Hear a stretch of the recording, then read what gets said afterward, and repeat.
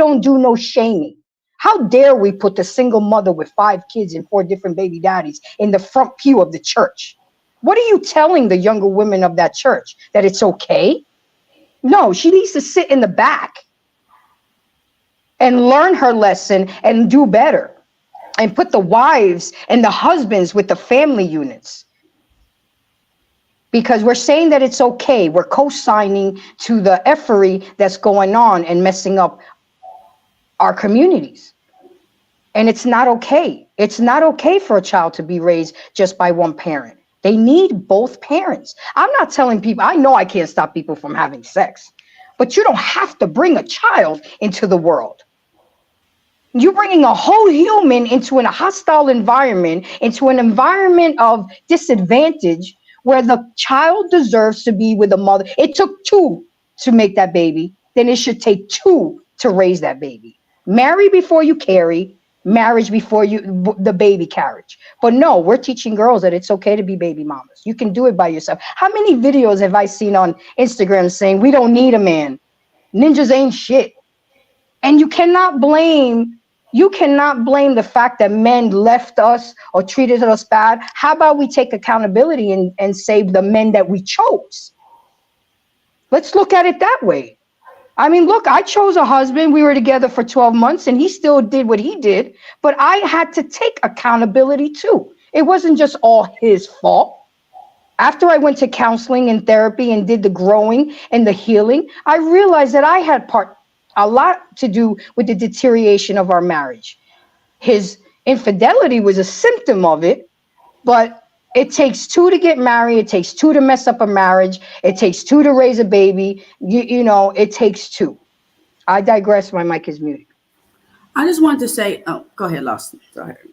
Go ahead. I don't want to stop your stream of consciousness. Go ahead, darling. Okay. No, I was just saying that, I mean, the most beautiful, amazing thing about Christ himself is that he forgives. And he doesn't do all this judging that we do nowadays. I think the beautiful thing is, I don't think nobody's telling women to not love men. It's in our DNA. There's no way in the world that my 4-year-old daughter is going to grow up automatically saying, I don't like men. Like that. That's just not. All of us women have loved men and we still love men, even if they get on our everlasting nerve. I just think that women, okay, since we're going to talk about the Bible, Genesis chapter 3, verse 16 through 19, where the curse is given from the Most High to man, woman, and the serpent. And the curse that he gave woman was that she will desire her husband and that he will rule over her. Those are curses. And a lot of women, I can attest, will fall short. And why can't I leave? Why I keep letting him do this? Why do I keep coming back? I think we're just telling women, don't live in that curse. You don't have to. That's why he told you that it exists. You can get up and leave. You don't need this man. You don't, even if he's bringing home the money and you're the stay-at-home wife, you can get up and leave. Yes, he's cheating on you, but he's paying my bills. So what? You can get up and keep it pushing. So nobody, I can't say nobody, because Ebony K is out of line. But overall, I really do think that us women are just encouraging us younger women and saying, you got this, you can do it. Miss O, quick question. Is loving your man a curse? No, it is not. The reason why, this is what happened in the garden. Adam was ordained to be over Eve.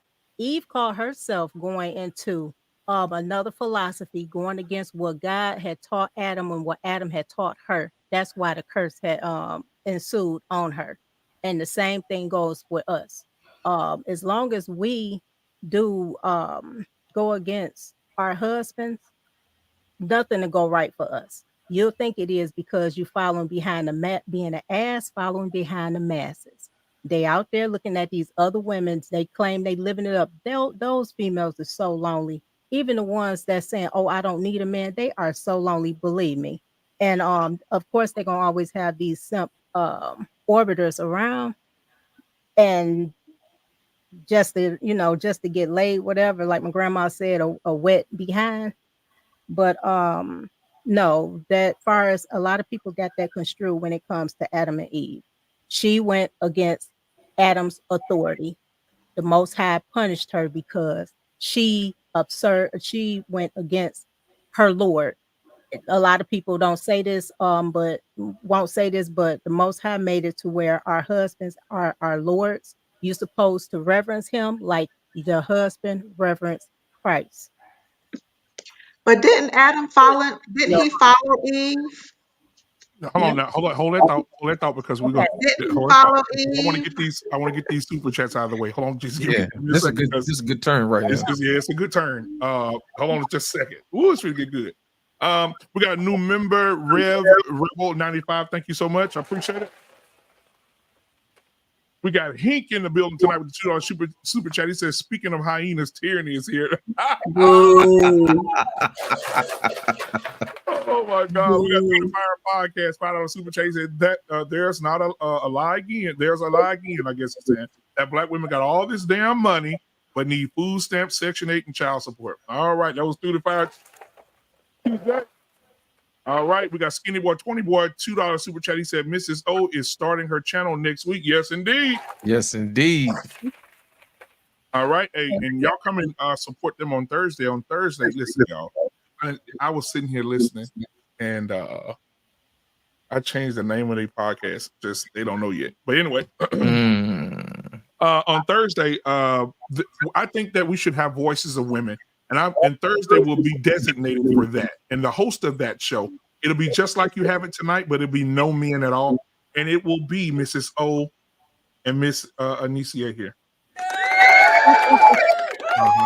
Yes. Yeah. It's gonna be called Grown Ass Women Podcast. It's gonna be on Thursday. Yes, I can't wait. So, ladies, make sure y'all chime in. Make sure y'all get ready, because Thursday will be your day to come over and have any conversation that you guys want to talk about. Let's see who else we got here. Got a big money. Man, Romello 747. Thank you so much for becoming a YouTube member tonight. I appreciate you. Also, he gifted 5 memberships. Thank you so much for the people that got those memberships. Make sure you take care of those. All right, we got through the fire again. He said, "Thanks for the shout out, Miss Jenny." $2 super chat. Thank you so much, my brother. All right, we got the $5 super chat. He said, "For Mrs. O, keeping it 1 thou wow." All right. Then we got Through the Fire Podcast, $10 super chat. He said, "How in the world can we say we mess things up when over 30% of kids don't belong to the man y'all say it do?" Oh, and my goodness. Court records. Tyranny of Terry. Oh my God. Oh, my goodness. Ooh, I don't know if we got time for that one. Like I know what this is. Somebody tell me. What's that amount in that currency? That's about $10. Okay. All right. Yeah. He said it should take, thank you, Andre. Andre love crossing borders. It should take 2. But no one is talking about the 30% of men paying child support for the children the women know aren't the fathers. Here we go, another one. Or the mothers that the children from those fathers. Thank you so much, Andre. Andre love crossing borders. I appreciate you. We are going to address that because we had 2 super chats on that, and we discussed that earlier. And we got one more slid in that just got in there, brother. Information man. Respect, my brother. Information man with the $4 super chat. Thank you so much, my brother. I appreciate it. All right, so for the ladies tonight, I'll give them a little J Moss tonight. Give them a little break, take a little breather, and we'll play a little J Moss. Here we go. Whatever you want, whoa, whatever you need, my heart belongs to you. Oh, whatever you need, then nothing I won't do. Oh, whatever you want, my heart belongs to you. I say whatever you need, whatever. Oh, yeah. All right. Thank you guys for those super chats and those memberships. I appreciate each and every one of you. All right, so we're getting into something deep here. And Anissa was coming from the bottom of the floor with something. Anissa, you said what now? No, I was saying, yes. Hello, can you hear me? You good. Yeah, we hear you. No, I was saying Eve was definitely out of line, but if I'm not mistaken, did not Adam partake of that fruit as well? And when God came looking for them, and God said, "What have you done?" Adam said, "It's this woman that you gave me." So instead of Adam saying, "Oh, no, no, no, God told me that I'm not supposed to do this, and I'm not going to do this, Eve. Eve, you are out of line, but I'm not going to follow you. I'm going to follow what my father told me." He, in turn, turned around and bit that apple along with a fruit or whatever it was, along with Eve. So, and God held him accountable for that. Right? Am I wrong? Yeah. No, you're not. Come on, Ms. O. I have to say, you're right about what happened, but let me tell you, Adam was the first simp. Okay, for one, Oh, Most High. So men been simping for a long time, Okay, right? but listen, but If listen, that's the case.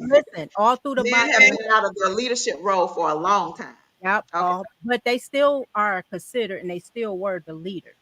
But what happened was they call themselves simping behind these women. It's all through the Bible. It's a lot of our forefathers that's in that Bible. And somebody had in the chat, I wonder what color was Adam and Eve. They were black, honey. But anyway, but anyway, um, he called himself simping. She came with a philosophy because somebody told her A, B, C, D, and E. Oh, you can be better. You can be above. You can become a god too if you know the knowledge that Adam know. But I'm gonna show you something else that Adam don't know. And she brought it to Adam, and Adam, here go Adam reading it, or taking it in, talking about some, oh yeah, oh, that makes some sense because he's simping. His face is all, his head is all up in her butt. I'm just gonna put it that way. And that's the same thing when it comes to these men now. If you look at it, females can tell these men anything, they believe any lie. A female say, "Oh, I know it's your baby," and coming to find out it's not. And they'll have, and I seen in the chat too, somebody said, "How would a woman know if that man isn't the father of that child?" Yes, you do. You know every man you sleep with. You know the month. We keep a tally on our cycles. So if you keep a tally on your cycle, honey, you will keep a tally on how many men went up in you and when it was the last time. And when you call yourself presenting that you're pregnant, you at least be truthful and let the man know, look, it's a possibility, it's not yours, instead of just throwing a baby off on them. Either way it go, I'm sorry I went off topic, but anyway, either way it go, the men are still the leaders. It don't matter if they fell off. It don't matter if they having a bad day. They're the Most High made it to where they are the leaders, not us, and that's why we having these problems now. It's a lot of these women, some of they boss chicks, they running stuff and everything else, and look what happened. We got degenerate children. It also says in the Bible too. I just can't remember it, but the that monstrous women raises mistress women raises monstrous children. there you go. And the reason why is because there's no father in the house. And I'm sorry, but it's a whole bunch of the Lord called us ostriches because we have these children. We just throw them off to the wolves, whatever, whatnot. Don't even care because we are supposed to be the keepers in the home.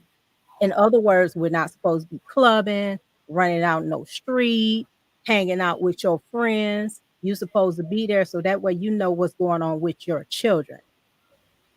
It was not meant for a woman to be out here busting her ass working, doing 2 3 jobs to how can I how they say it, to keep up with the Joneses.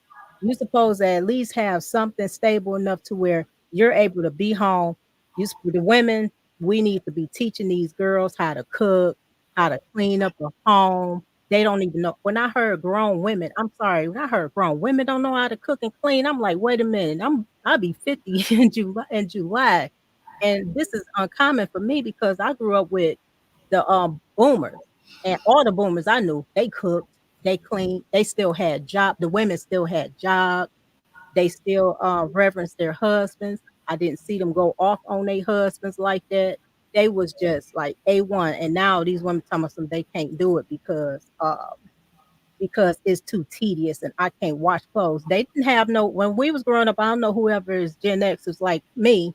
We was growing up. We didn't have no washing machines and dishwashers. We washed the clothes on the one of those Washboard. the washboard. Yeah. I don't know how many times I had my knuckles was messed up. we were still able to do it. If we didn't have that, hey, we put that stuff in the tub and we were stumping it. Now these women complaining about a washer and dryer. You got the easiest thing. You got a microwave, which I don't. A microwave. You have a stove. You have washer and dryer. You have all these amendments.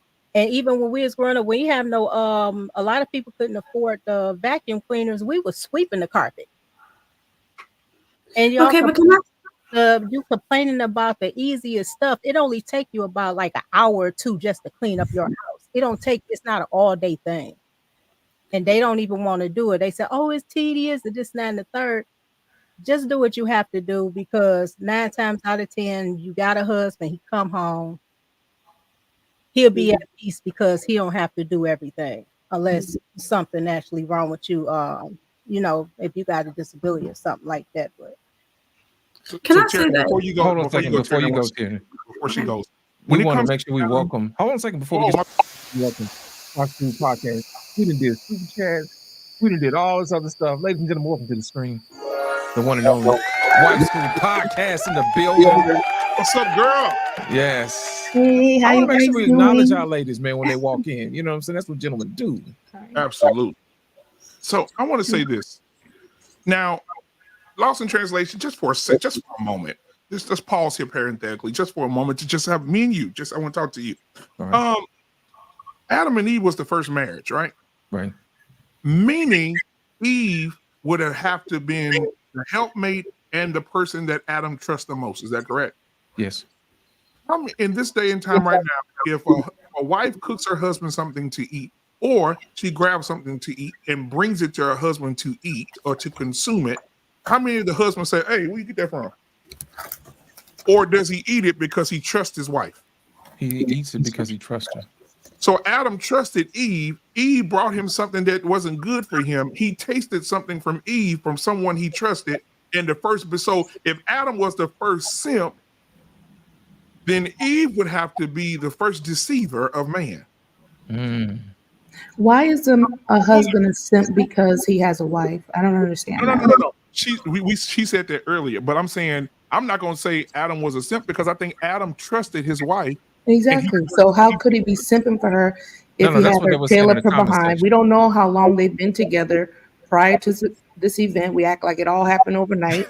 That's why I don't like. No, that's what to they say were saying that in the comment section, man darling. Yeah, they're is. saying in the comments, yeah.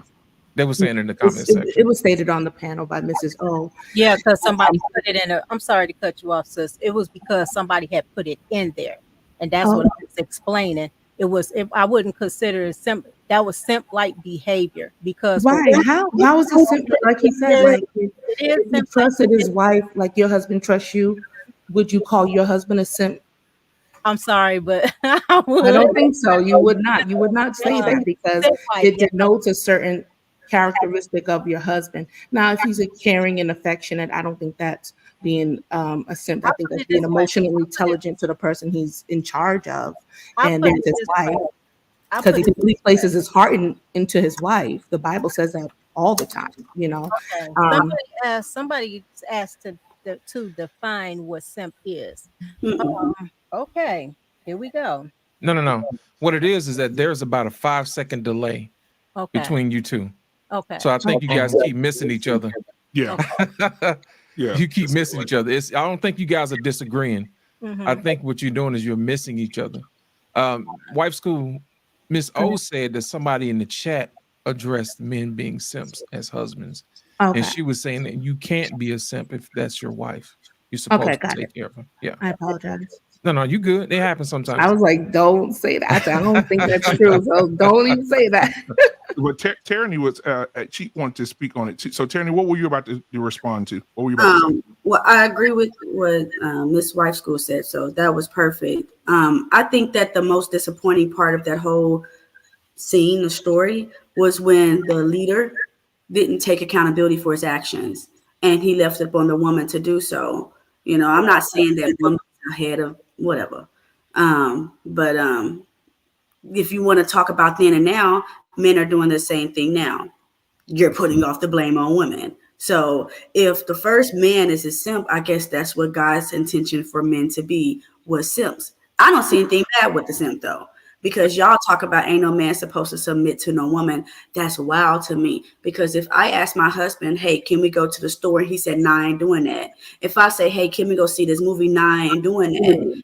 What about this food? Nah, I don't feel like that. I'm not finna date you. You're no longer available on my availability list. You, the next person that's willing to come along and say, hey, I'm gonna go hand in hand with you. I'm gonna be your partner with you. That's the man that I end up choosing.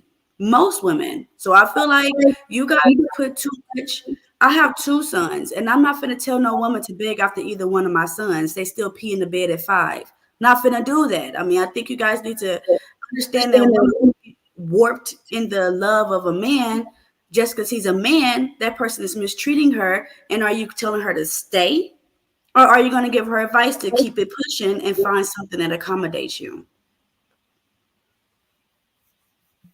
Thank you, Terry. Follow-up Hey, I like questions? the fact that you guys are having conversation. Yeah. That's why we call this. That's why we call this the grown ass woman awards, the Godwater night, because you guys are listening to each other. You guys are responding to each other. You're not arguing, and this is what it looks like, guys. If you're watching tonight, so I appreciate it. Let me do this super chat real quick, and then we'll get right back to what we're doing here. We got let's see, my boy, What We Know podcast.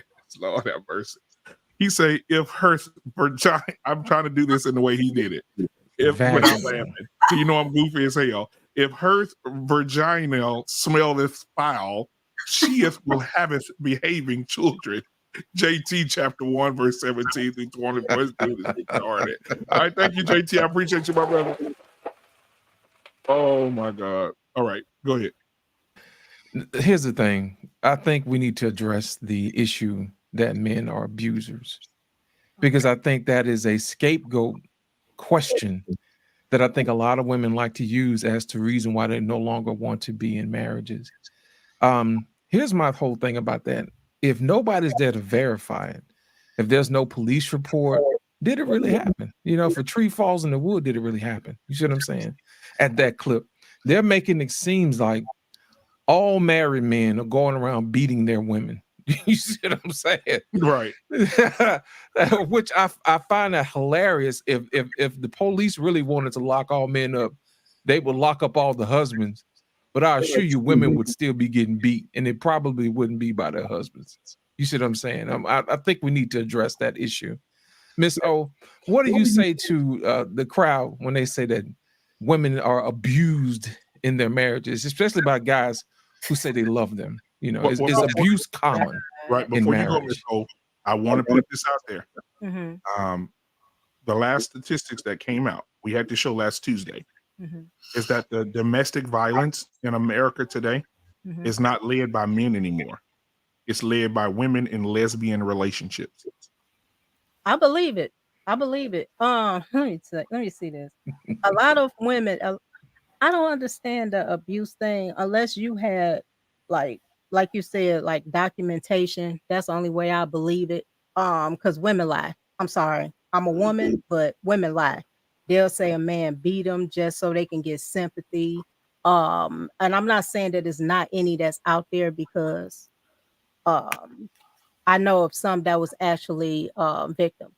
So I'm not saying them. There are actually victims, women that's been victimized into in domestic violence. So for the ones that have been, I'm not talking about you.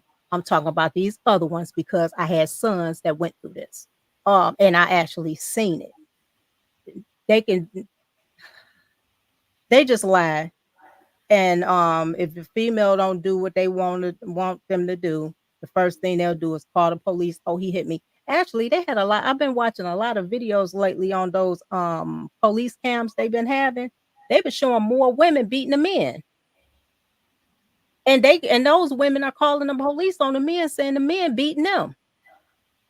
So I know I'm right on what I'm saying, but I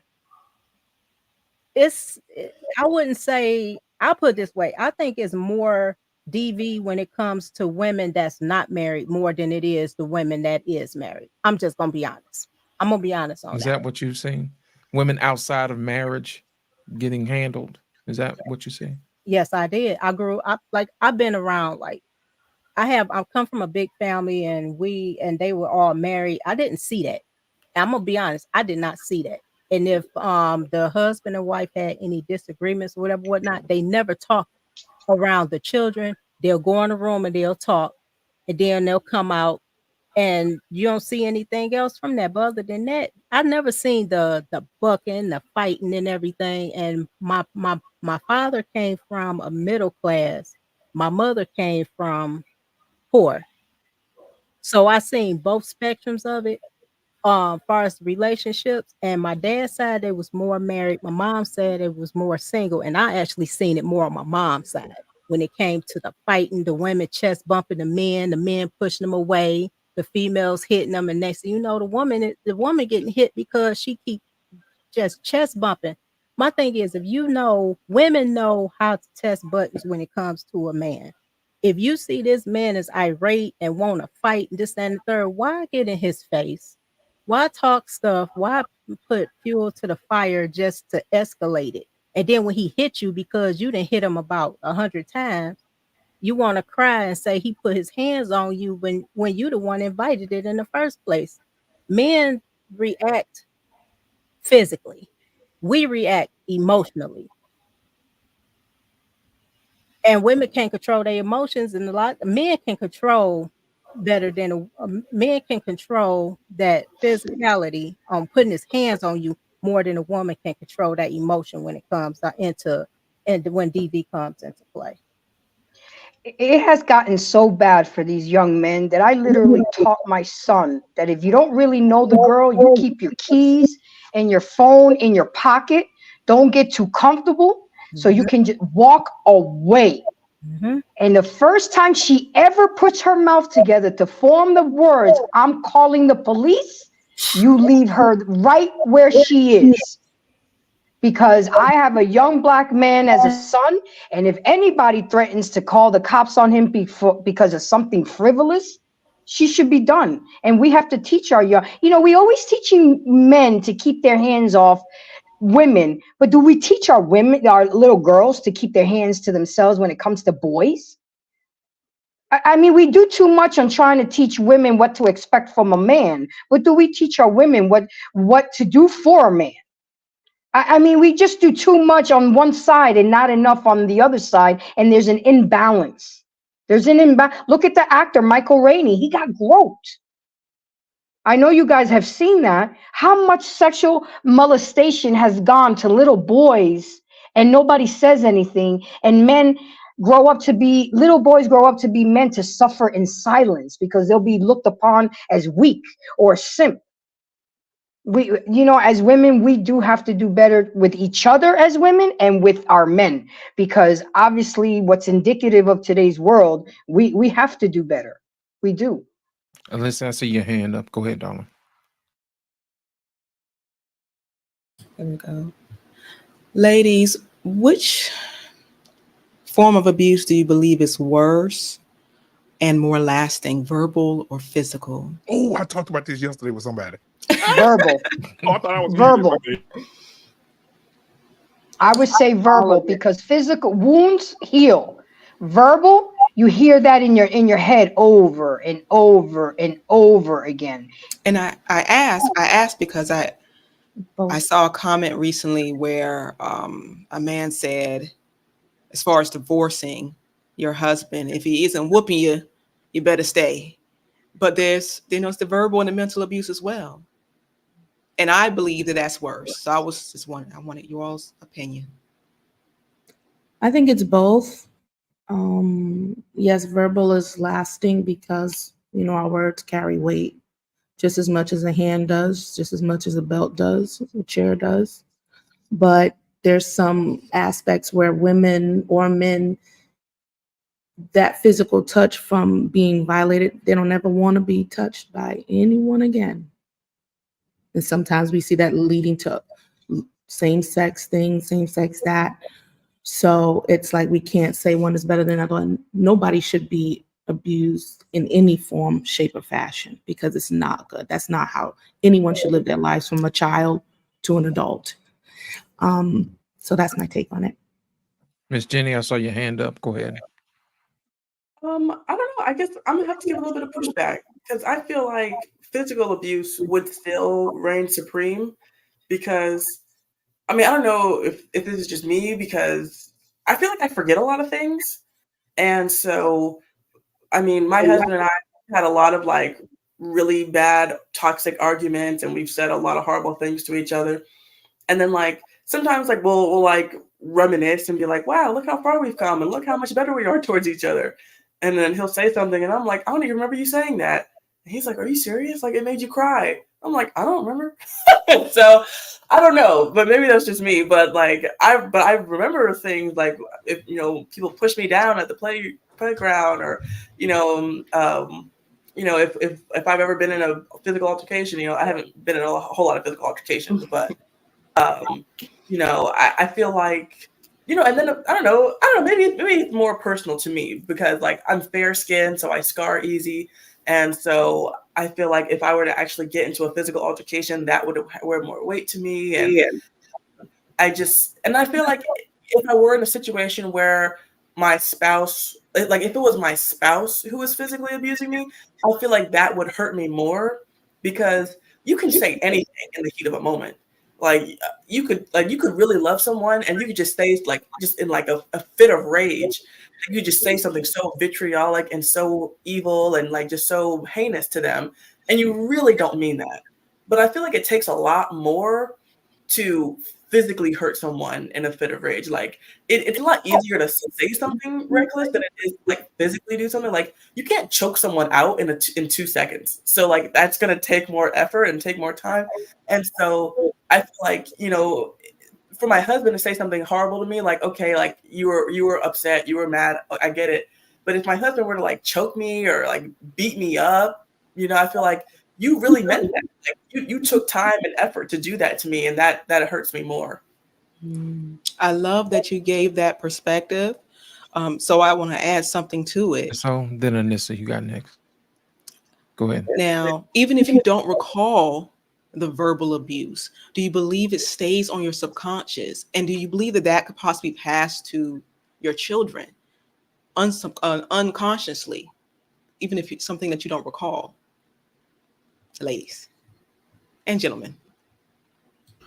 I would, Go ahead, Miss O. You had next, Okay. and then Anissa got next after you. I would, like I said, the verbal is worse, because if you look at it this way, it's a lot of children. We was all kids before, okay? We remember everything when we was kids, everything. So if a parent has if a child has a verbally abusive parent, when you get older, that sticks with you.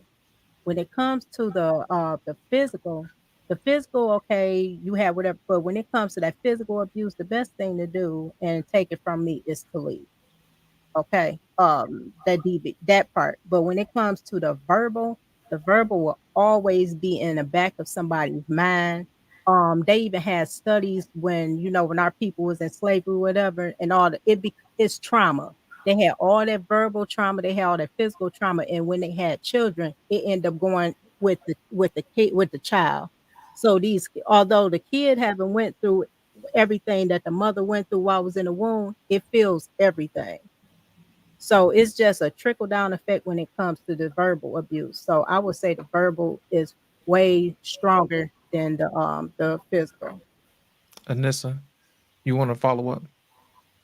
Yeah, I just wanted to follow up with Wife Podcast. I think we just need to get to the point where we say abuse period is just wrong. Doesn't matter. I could care less which one is more hurtful, than the other. Verbal abuse is wrong. Physical abuse is wrong. I guarantee you, any woman that's being physically abused is also being verbally abused by that man.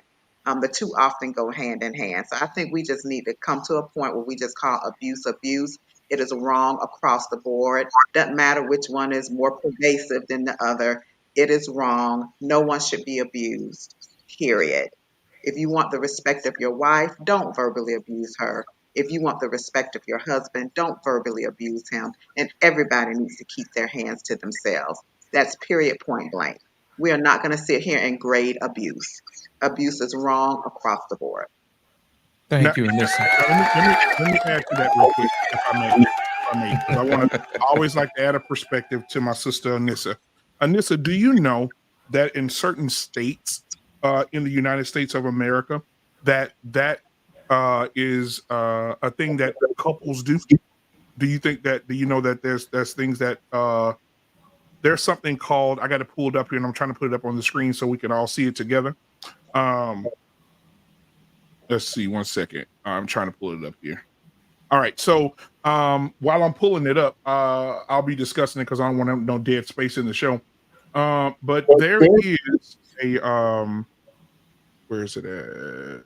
Video. Okay, there it is. There is something called domestic discipline. And Trey, this is an all women's panel, so there's no men allowed tonight. However, there's something called domestic discipline, and a lot of women have submitted this to their husbands, not the husband submitting it to them. And that's why I'm trying to put it on the screen so you guys can see it. There's 5 types of domestic discipline. That's consensual corporate discipline, a practice between 2 adult partners in a relationship that involves fully consensual corporal discipline legally.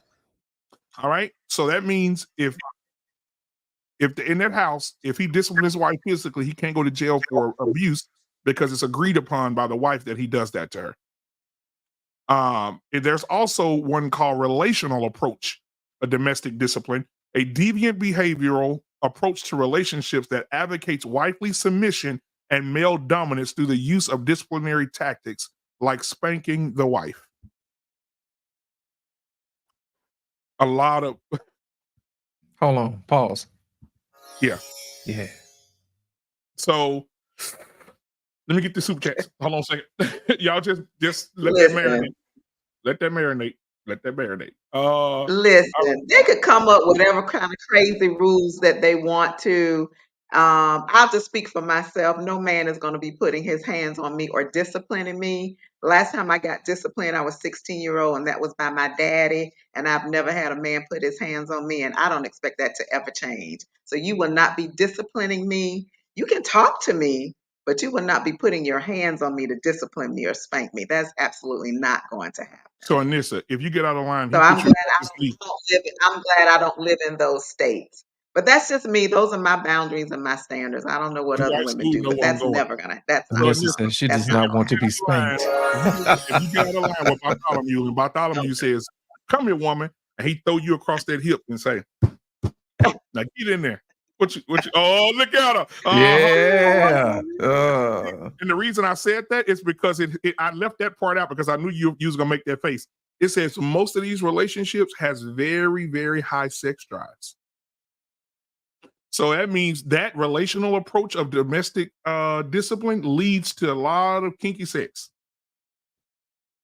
But I'll just I see some grins over here. You know what I'm saying? I see. I see some grins. So said, what is it? I just want to put that. But anyway, I want to say this before I had to. My newborn baby has needed me, but for one, I just want to say that doctors said that most abused couples are married couples because they stay together. So those are the people that's being abused the most is married couples because they don't ever leave. And then it would only, make sense. And then as far as like trying to discipline, listen, that doesn't work. I'm trying to figure out another whooping outside of whoop ass when it comes to my kids because me whooping their ass ain't working. And so I'm gonna have to find another way to discipline them because they do what they want to do. Okay, you spank them, they cry for the moment, and they go back to doing what they want. I've had my first, boys or girls? Both. I have both. Yeah. How do the boys act when you give them a spanking? They're more spoiled. Where the girl will accept it. The boys will cry, "How dare you whoop me? I'm supposed to get stuff my way." Versus my daughter would get a quick attitude, and then she'll keep it pushing. Why is there a difference? They're raised in the same household. What's the difference? I think it's literally born that way. Literally. I mean, my oldest is 5, my next is 4, then I have a 3, then I have a newborn. So it's literally in their gene where the boy would act out even though he was wrong, versus the girls taking it and accepting it, and it is what it is. So hold on. So what you're saying is that the girls, when they do wrong and they're disciplined, they don't want to take any accountability for what they do. But the boys, on the other hand, do. No, completely flipped. The boys will whine, mommy hit me, how dare you hit me, keep whining. But the girl, I might not even have to spank her. I just let her know, hey, you was wrong, and she'll take it and she'll keep it pushing. The boys is the ones that make a big deal about it, and that's natural. I definitely didn't teach them that. So in this particular so situation, go hold ahead. on. So in this particular situation, the girls accept accountability from their mother As my, as babies. Yeah. as babies. Yes. Stay out my head. What about the father? Awesome. How do the boys respond to the father's discipline? So I feel like boys test mothers more than they do fathers. They don't. They know daddy will spank them harder, maybe. I think women hits just aren't as hard or something, but yeah, I don't get no respect in my house. And this is why women can't lead men, because you can't hold them accountable. We can't lead you. No, we definitely raise you, though. I think you guys need to give us our props on that. We do raise you, but we can't lead you. You're Exactly. Yeah. And My also boys don't listen.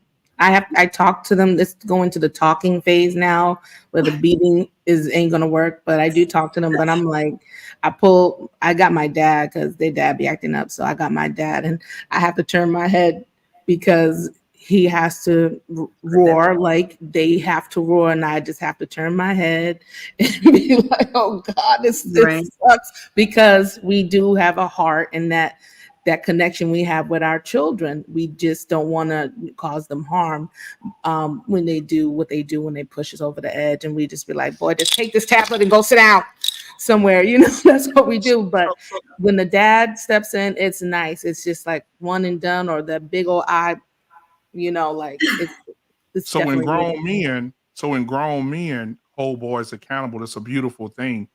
But do you think a grown woman, like right now, Loss can hold me accountable right now?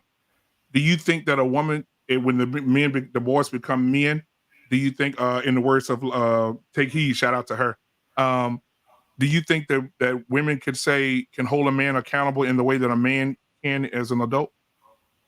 No, she could make him feel some type of way, but I think he won't take it as serious unless it came from a male or a male role model. Yeah. Why do you think that is? Yeah, go ahead, Loss. Why do you Because think you guys don't want no woman telling you what to do. Y'all do not like us telling y'all what to do. So, yeah, I hear you, woman, but I think they'll take it more serious as hardcore when it comes from a male or one of their role models. I think y'all feel like, because y'all feel like it's Go ahead. Why? Tell us why. Why do you think men would listen to men versus listen to a woman first? I feel like y'all feel like it's effeminate to listen to a woman. Just from That's not it. Men listen to women all day long. Can I get in there? No, not yet, because Alyssa had it next. I'm using this as a teaching moment. The reason why men listen to other men is because there is a low level of threat of violence between men. Men know that they can get to fisticuffs if we really get down to it. That's the real reason why men don't talk to each other crazy, because we know the ultimate is a fist fight. You see what I'm saying? And I think women take advantage of that sometimes and say what they want to say, knowing that a man is not supposed to put his hands on a woman, and they use that to their advantage. So that is the main reason why you have women who verbally abuse men, because they take advantage of that. And what happens is, since women view themselves as the beautiful ones, how dare you mess up my moneymaker? How dare you make me unbeautiful? That's my superpower. But see, when a man gets verbal abused by a woman, you know what I mean? Men really don't give a damn how they look. You know what I'm saying? It's just like it's a scar is like a rite of passage in some tribes. You know what I'm saying? Y'all remember in Black Panther when Michael B. Jordan took off his shirt and he was finna fight T'Challa, and he had all them scars on him or whatever. Men don't care nothing about no scars. But I tell you one thing, you mess up a man's motivation for you, and that all that tongue wagging and tongue lashing that you like to do and call a man, when he no longer gives a damn, it's a wrap. I don't care what you say. I don't care what you do. It is a wrap. You see what I'm saying? And that's the real reason why men are more susceptible to verbal than it is physical. We don't care nothing about no physical. We merchants. when it comes to death. You know what I'm saying? We'll throw fists. You know what I mean? But the minute you start throwing words, then it's like, why am I even doing this for you? You're no longer worth it. You see what I'm So saying? lost in translation, real quick. Go ahead. Doesn't this take us full circle on the show we had a few weeks ago? It sure does. We were talking about that God does not permit a woman to teach or to have authority over a man. That's right. Because and the reason for that, you said it then, but then you're repeating it now, is that because you cannot hold a man accountable. She can't. There's not a woman leader at a church anywhere that can hold a man accountable. I'm telling you, I saw a video of 5 police officers, women, who told a big old black dude, put your hands behind your back. He said, you crazy. And you seen this big burly black man dragging 2 black women and 3 white women down the street. They were, while he was pulling their asses, they were radioing in, we need back up, we need back up, we need back up. He way back up. When the A couple police dogs came, or something. it took 2 men to get him down. 5 women police officers couldn't do it. 2 men. You cannot have authority over a man. That big old man was throwing him. It was bad. Stand down. Stand down. It was bad. It was bad. But let me get Unless these you had your hands up. back to you guys. Go ahead. Let's see you had your hands up. First, sweetheart, right after the super chat. Antoine said, $5 super chat. Thank you, my brother. He said, the problem with females, they aren't willing to be women. Yes, there's a difference between females and women. All right. Here we go with the 40,000 pesos. I figured it out. Let's see. He said, many women confirm why, as passport brothers, are married to new wives in new countries. My wife in South America has her MBA, an accountant, and I get meals, no attitude, and peace daily. There is nothing my wife can't have. Jesus Christ. Thank you for that, man. Shout out to the degrees and the green beans. You know what I'm saying? Lord. Jesus. Okay, let's go to the next one. Let's see here. Who was the last one that we read? Oh, here we go. Oh, we did that one. Antoine's $5 super chat. Here's a question that I want to ask the ladies. Do you want equality or fairness? Because there's a difference. All right. Thank you for that $5 super chat. We got Andre, and Andre love crossing borders again with 10,000 pesos. Only in the U.S. are husbands called partners. Lord have mercy. Originally an LGBTQ term. Now proof is out. Women are the most abusive. The panel is downplaying it. Thank you for that. Appreciate it. We got another 10,000 pesos here. He said, a woman can raise a male. They can never make him a man. Only a man can develop a man. This frustrates most single mothers. All right. Thank you so much, Andre. Appreciate you, brother. All right. Back to what we were talking about. Yeah. Unless you had a comment you wanted to make. Go ahead, Donald. Yes, you all were just tying it all together. I'm thinking about levels of testosterone. And I'm not sure if you all are aware, but there are lots of stats saying that the levels of testosterone are decreasing here in the States due to diet and whatnot, and estrogen is increasing. So now with all these stats of women being more abusive, being more masculine, confrontational to men, like they with chest bumping and whatnot. So it only makes sense that the levels of testosterone are increasing in women. Lord have mercy. It only makes sense. And what the gentleman said with the super chat, the woman from across seas, there are a lot of things, a lot of foods here in America that are illegal across seas because what's in the foods that is all coming together now. I can see that their levels of testosterone are, well, the ladies' levels of testosterone are much lower there, and their estrogen is much higher. Therefore, they have naturally no desire to be confrontational. I'm putting the pieces together, and I'm loving it. I'm loving the conversation. But do you know why? Do you know why though? I think it's diet. Well, here's the thing: if these people can sell more chicken, which are full of antibiotics and hormones to make them bigger, then you're gonna have a whole lot of people. You know, we're gonna have a whole lot of people with a lot of estrogen by proxy because they're ingesting these animals who have a whole lot of antibiotics and estrogen in them to make them bigger. So that's the reason why you got people acting the way they act. But that's another conversation for another So, day. I mean, if Go ahead. you can't deny that, you have to say that is a contributing factor Right. to how people brain is, because the gut is the second brain.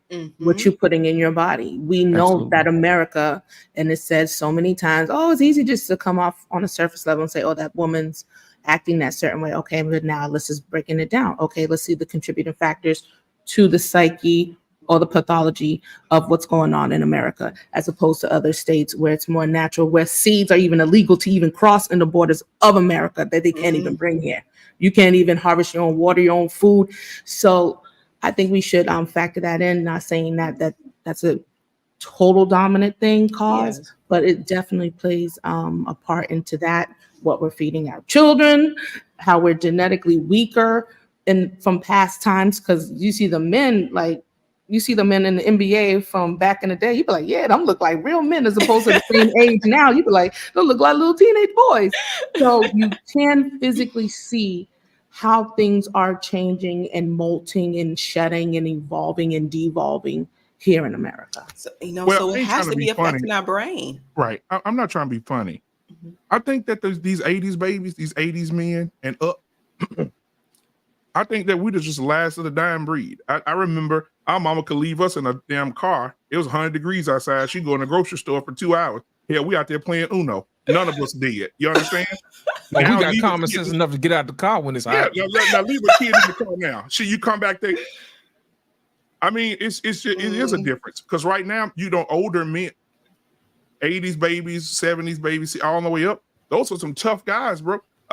We're just not like that no more. And we do look at the young men today differently, right? Because men today are saying it's okay. I saw the guy from The Shy on Breakfast Club. What's his name? The singer. He's on there with his fingernails painted. Talking about, I'm a heterosexual male. I'm not gay. I'm just heterosexual. No. Back in the day, they would have got him beat up. You know what I noticed too? Metrosexual men are into fashion, looks, beauty. There's different categories of men. He's definitely more metrosexual. Yeah. You know what I noticed too, black man? Yeah. Men used to get their hands dirty. You know what I'm saying? We used to do yard work. We used to grow stuff, grow food. Think about it. When's the last time you went through somebody's neighborhood and you saw a fruit tree? If you go to Europe and places like that, they have orange trees just everywhere. You can just reach up and grab fruit. But not no fruit tree. Yeah. You just see the fruits and not the fruit tree. Yeah, I see the fruit. I'm gonna leave that alone. Go ahead. You know what? Can I say something? Go ahead. I want to go back and rebuttal the young lady that said men don't listen to women. That's not true. It's how your approach, how you talk to men. I mean, it's like taking candy from a baby in actual. But if you do what you're supposed to do as the woman and fulfill your job description, you can get what you want out of that man. But you're not going to get it out of that man cursing him, disrespecting him, talking about his mama, bringing up stuff that he has told you in confidence. I mean, come on, ladies. You get more bees with honey than you do with vinegar. It's like it's not that hard. It's not rocket scientists. They're humans too. Yes, we can't hold them accountable, but we can get that honeydew list done. Make him his favorite meal. The next day, that morning, you leave him the honeydew list. He gonna remember that loving and that meal you gave him, and he go, I got some hip in my hop and hop in my hip. You know, it's what we do for each other, and that's how you get reciprocation. But we don't see it that way. So I don't know. I've never had that problem. I ask my man to do something, it gets done. Maybe not right away. I don't trip like some women that I see, but it gets done. It's how you ask, your approach. Yes. I'm even learning how to speak more softly, ladies and gentlemen, boys and girls. Yes. So that's gonna be put in the mix too. So let's see if I can get even more of what I've asked for. I digress. Women don't realize how powerful that is. That's a superpower. They don't realize it. You can get a man to do just about anything you want if you approach him with that feminine aura. I mean, look at history. Look at history. I was just telling my daughter the other day, I think it was in England. They were fighting suffragettes. They were fighting the vote to give women the vote. And the last vote was for this young man, and he had a great relationship with his mother. And of course, all his fellow men were like, you gotta vote our way. You gotta vote our way. The women not gonna do, the right thing. They're gonna go crazy if they have the power. And he said, my mama wrote me a letter. It said, baby, you gotta do right. You gotta do right by women. And he voted for the women's side. I don't realize the power we have. We've lost that. Jesus. Let me stop. Can we have a moment of silence for that comment? Jesus. My God. You know what? She's absolutely right from a male perspective. And I know Lost in Translation would also agree that you will get a man will run through a brick wall for you. And if he can't get through it the first time, he'll go get a helmet and try again.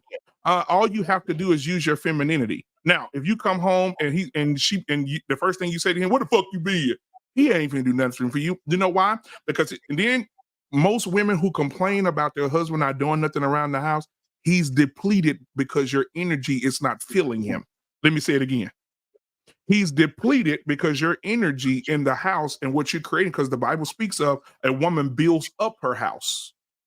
So if you're not pouring to your man and he come through that door, he's not going to spend time with them kids because the workplace drained him. Then he come home, now you're going to finish him off. And then how can he sit there and hug his kids and be happy and put on a smiling face? He can't do that. How's he going to come in and show you any kind of love? He kiss you on the back of your neck. You want to throw the spatula at him. He's not going to do anything. He's going to feel some type of way. If you deplete him, he ain't doing shit.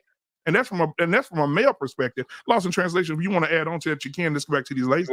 You know what? Here's the thing. I don't think women understand this about men. Men will do regardless whether you ask him to or not. Come on. It's whether he'll do it with bells on is the difference. You see what I'm saying?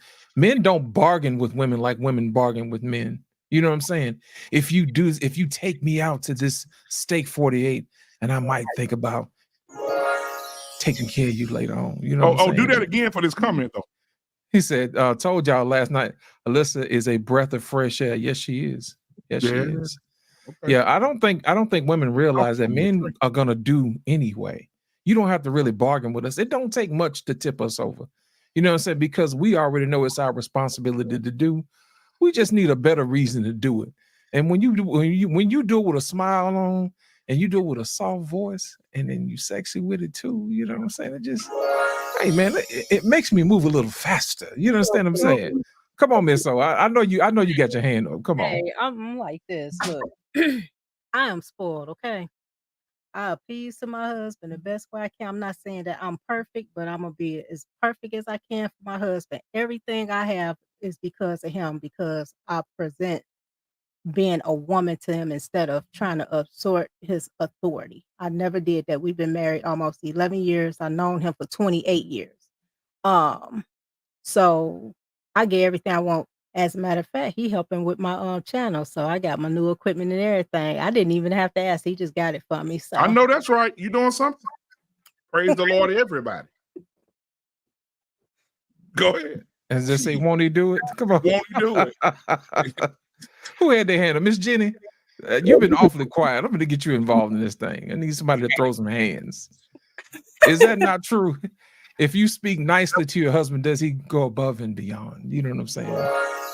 Yeah, and it's funny because my husband and I, we do this like more so in like a joking manner, and so it'll be like I don't know, I'm trying to think of an example because like it'll be like he'll ask me to do something and then I'll say okay, I'll do it, or if he asks me to do something in an aggressive tone, I'll be like, I don't respond to demands, and I'll be like, you need to go back and try that again, and he'll be like, oh sweetie pie, can you do this for me? And I'm like, yes dear. And then he'll flip it, on me, and I'll be like, oh, can you go to the store and get me something? He's like, can I go to the store and get you something? And I said, oh, King, did you mind going to the store and picking me up something, please, dear, honeybee?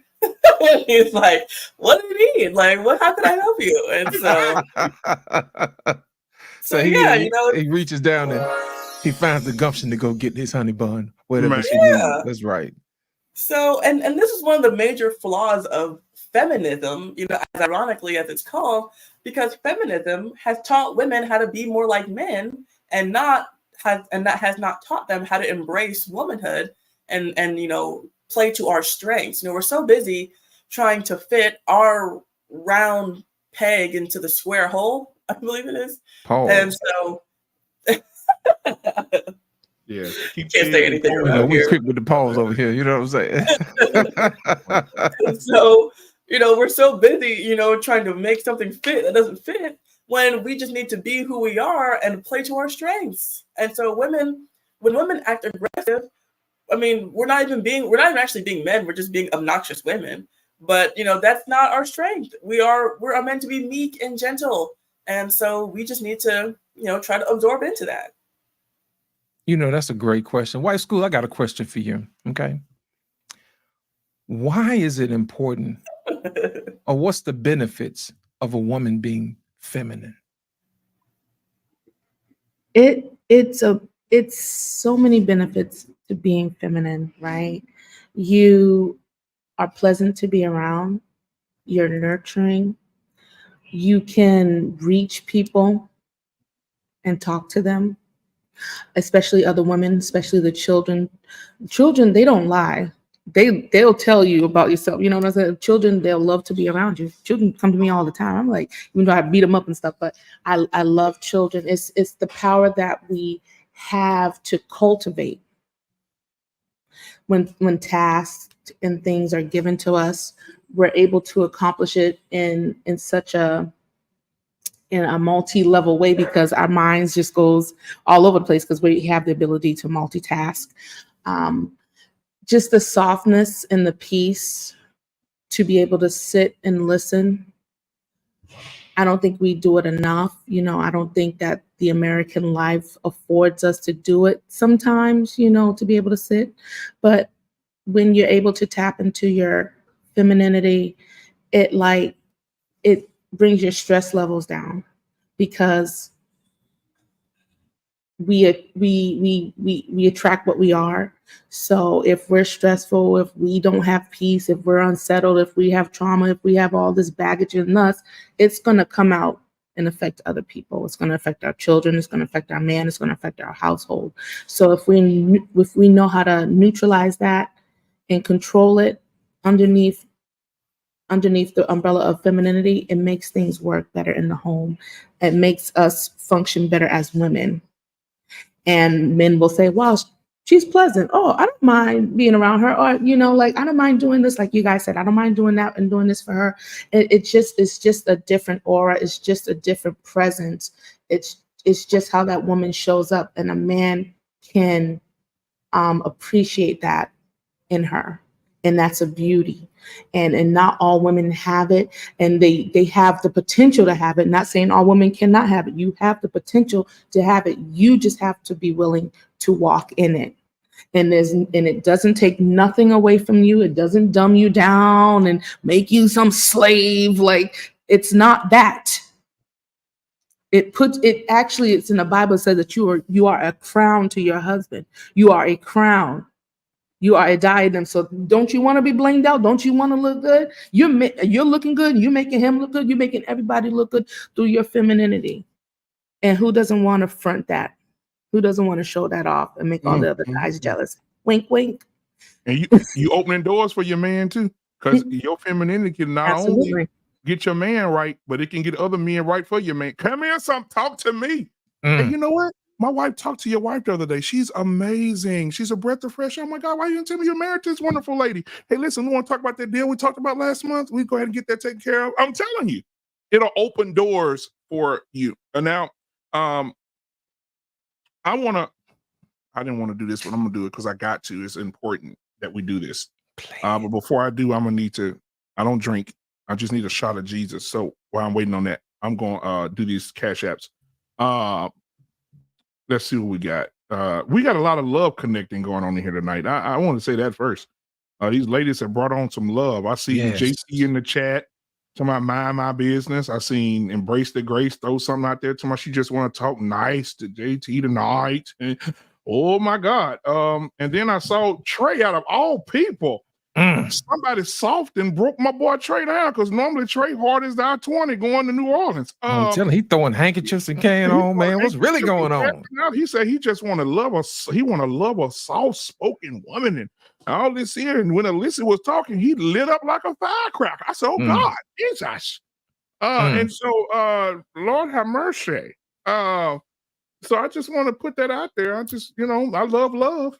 You know what? It seems like the fellas like the ladies, man. Yeah, I thought this was the hate. I thought this was the hate black women channel. You know what I'm saying? The He-Man woman hating club. The He-Man woman hating club. Tonight we got a lot of people watching. Look at this. He said, "I want to protect a soft, delicate, meek woman." Now, 2 weeks ago, that message would have said, "Fuck these hoes, I'm single forever." Now, I see it. Exactly. Changed. I see it. I feel it in my spirit. So shout out to Trey. Maybe we can get Alyssa a number for you tonight. Listen, hallelujah, somebody. I'm just gonna throw it. You know me. I'm gonna throw it out there. If it's either gonna grow, it ain't. Hell. Okay, let me get these super chats. I'm sorry, y'all. I'm sorry. Let me get back to what I was doing. I love love now. I love love. Yes. Okay? And then TJ, I ain't gonna say what TJ said about Wife School Podcast. We're gonna keep that under the wraps. Wait a minute. Now hold on. Yeah. Bye. Yeah. Oh, she got his number already. Right now. I don't even know where to start. These folks didn't show out tonight. Okay. Confirm password, bro. Here's a question. Okay, I got it. All right, we got 10,000 pesos here. Nope, we read that one already. Right, we read that one. Okay, there we go. Through the Fire Podcast, $5 super chat. He said, Alicia is correct about T levels in women. I work with 3 women under 30 with goatees. With goatees and a 5 o'clock. I like how you got that lined up, baby. We're gonna play our super chat video of a lady with her T levels up. Andre love crossing borders. Thank you for the 40,000 pesos. He says she's correct. 116 foods in the U.S. is illegal in most countries. U.S. chicken, pork, beef, GMOs. I'm 57 he's from Colombia. Hey man, thank you for tuning in. He's in Colombia, but he's from here. Yeah, in Colombia, and healthier than most 27-year-olds. By the way, if my traditional wife asks, I'll do it ASAP because she's feminine. Praise the Lord, everybody. That's what I'm talking about. Praise the Lord down there in South America. Now, South America, damn. Antoine, $10 super chat. He said, ladies, who's the first man to validate you? Your father. The second man, your husband. These are the things that females will never appreciate and understand. My.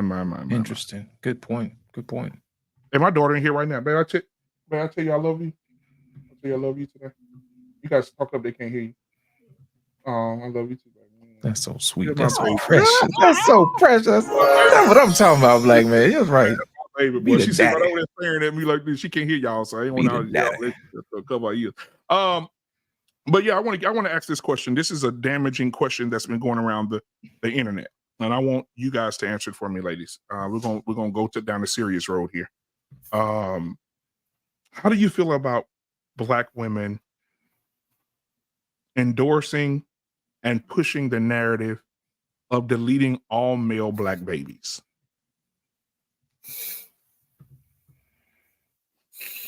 Let me say it again because I want it to marinate. How do you guys feel about this? Is a two-party question. Black women promoting and endorsing deleting all male Black babies. If any Black woman is pregnant with a male baby, she should delete him. And then the second part of that question would be, how do you feel about the men who support them?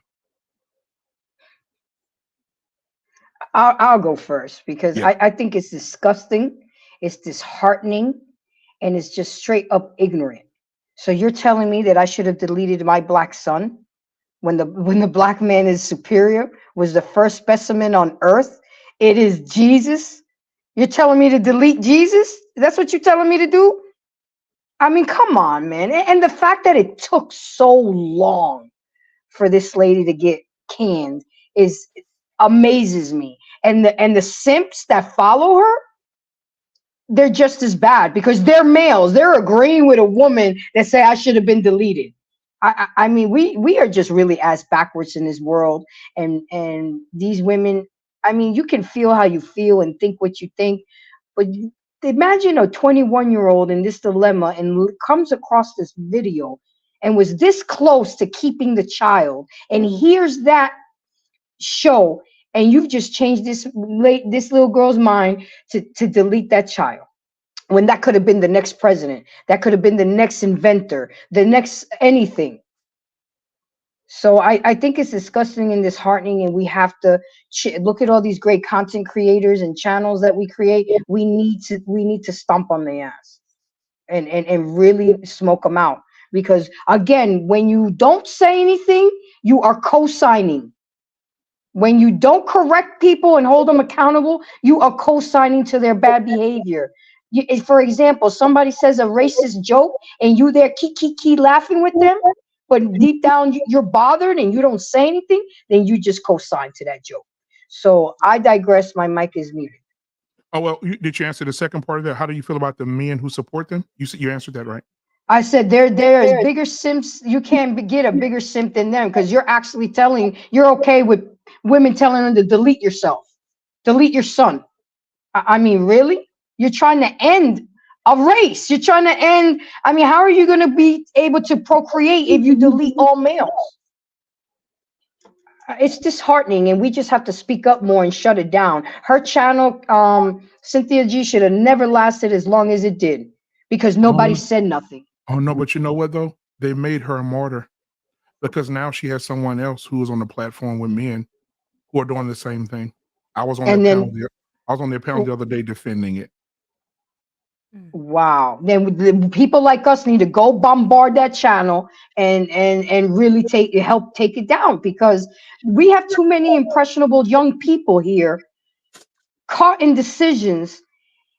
I mean, we're supposed to be uplifting each other, bringing in positivity, encouraging, teaching others to do better so they can be better and be better versions of themselves. What are you teaching by telling young women to delete your black child? What is the good in that?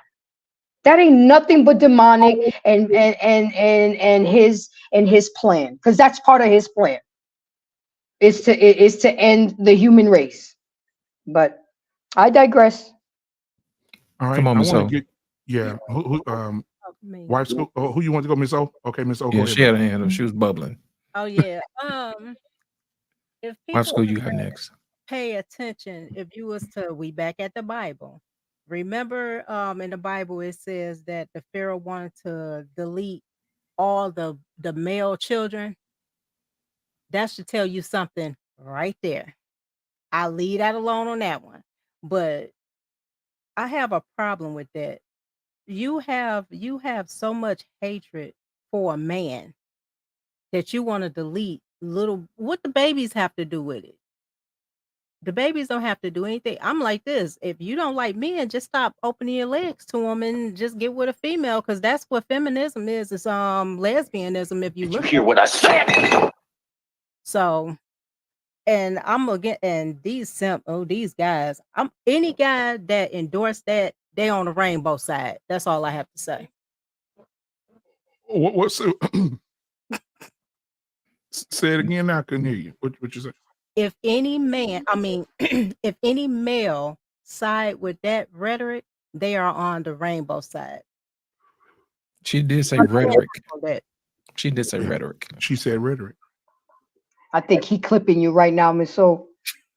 Take a look. It's in a book. Mm-hmm. The Reading Rainbow.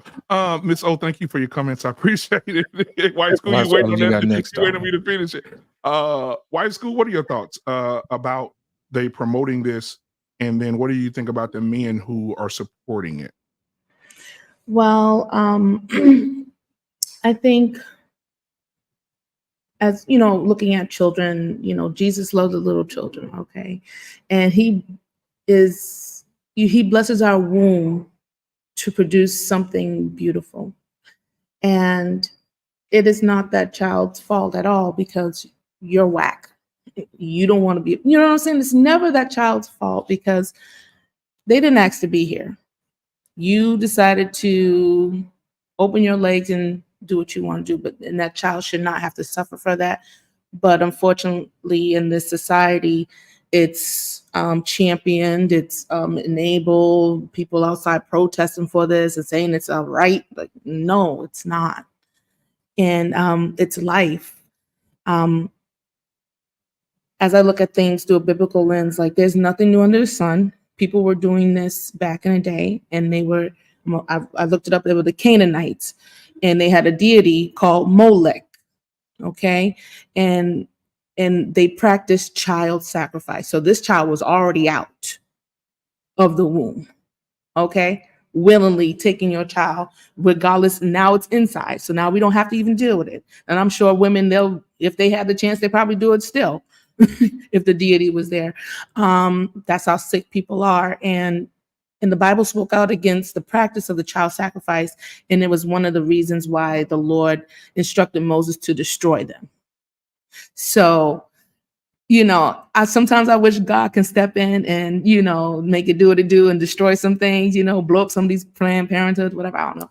But look at her channel. It got taken down. You know what I'm saying? That's a form of destroying her platform to say anything, to silence her voice. Maybe it's easy this time. Maybe next time it won't be so nice. So pushing the buttons of God's heart, because he loves children so much. He said, if you offend this child, it's better for you to tie a stone around your neck and go get thrown in the sea. That's how he really feels about his love for children. So I think since we displace religion, we have decentered the man. We don't care for the children. Come on. And the women are behind this, strong in numbers. And we should definitely speak out against it. Every chance we get, flag it, report it, and the men that support it, it should be brought to their attention. Like, hey, what's up, bro? You were a little black boy once. How do you feel? Is it hard enough as a man, as a black man?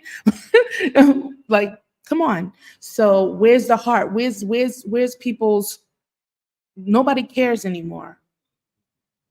And to fight evil is an everyday battle. It's a daily battle. And especially with social media, it's a 24/7 battle.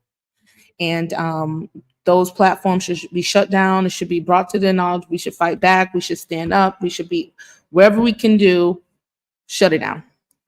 That's just me. Unless you got your hand up, go ahead. Well, I'm not familiar with the origin. Was this something Western? Yeah, it's right here in America. Right here in America. Black sisters. Good old right USA. here. A whole bunch of them. Keep proving my point. Well, it's obvious that they are disturbed.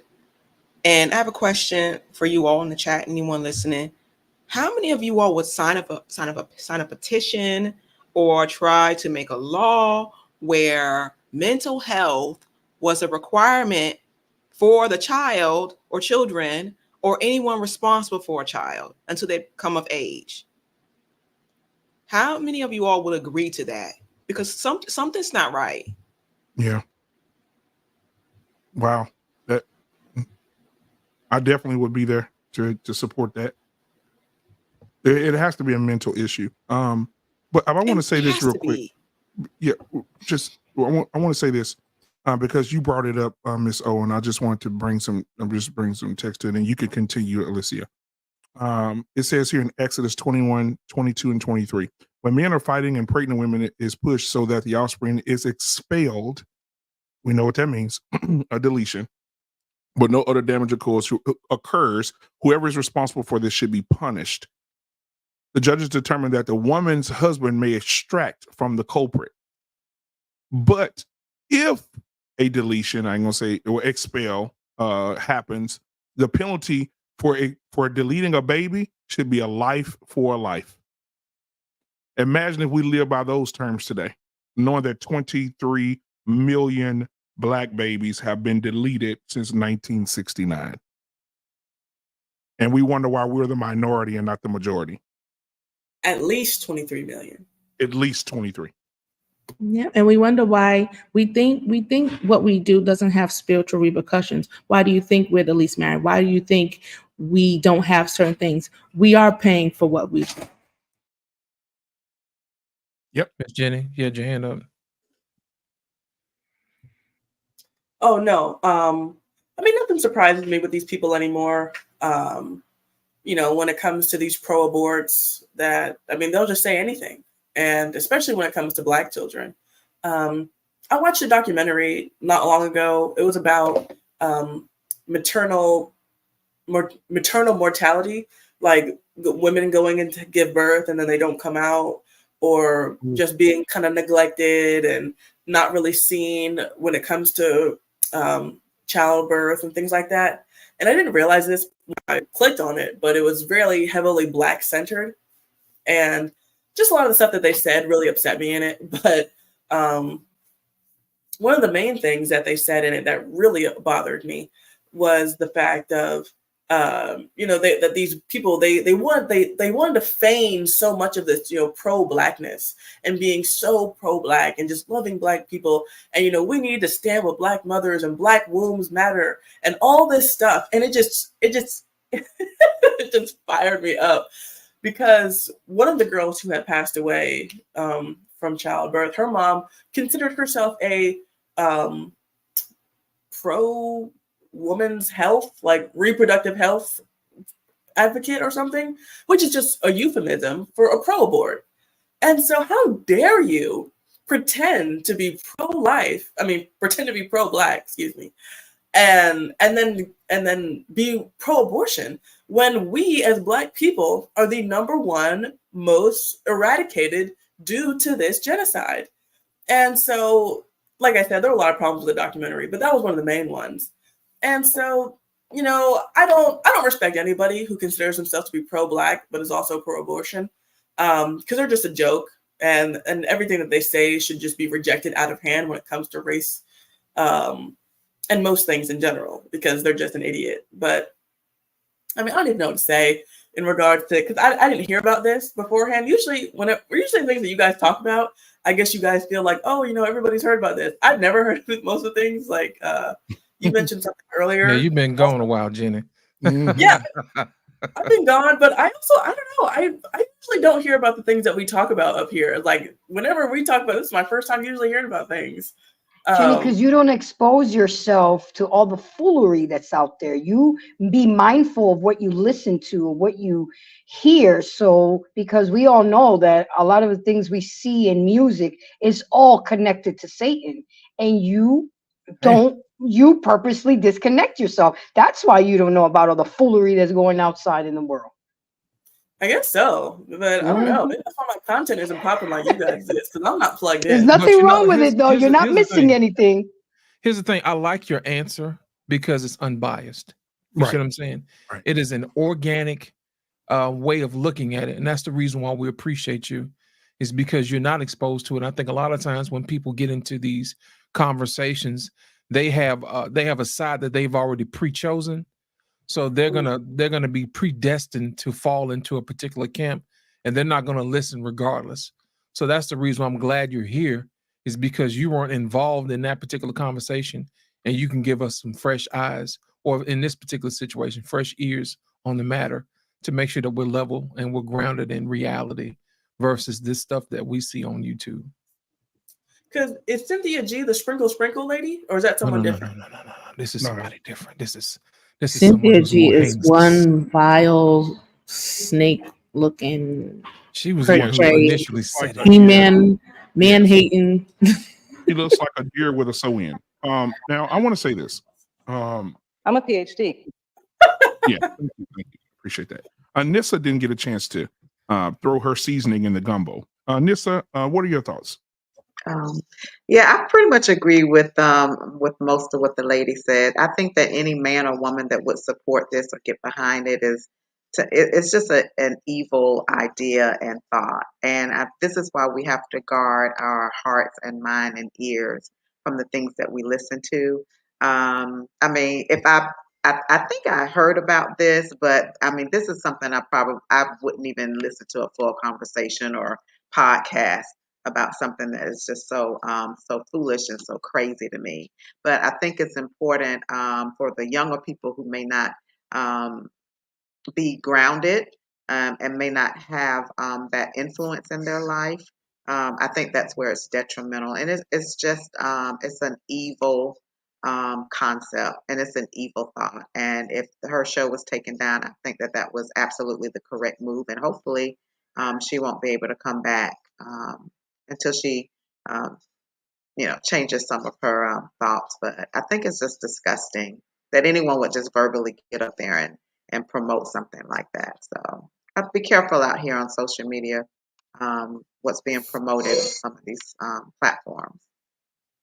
Now, Nissa, we discussed that. Thank you guys for having that conversation, because for some people it's hard to have that conversation. However, once you drop one Hiroshima bomb, you got to drop another one. And this is what we've been talking about for the last few weeks as well. And I want to get you guys' take on it. They say that Black women are the most undesired women. And then the stats roll in and say that Black women lead in STIs, they lead in domestic violence, they lead in abortion, they lead in domestic violence in lesbian relationships and heterosexual relationships now.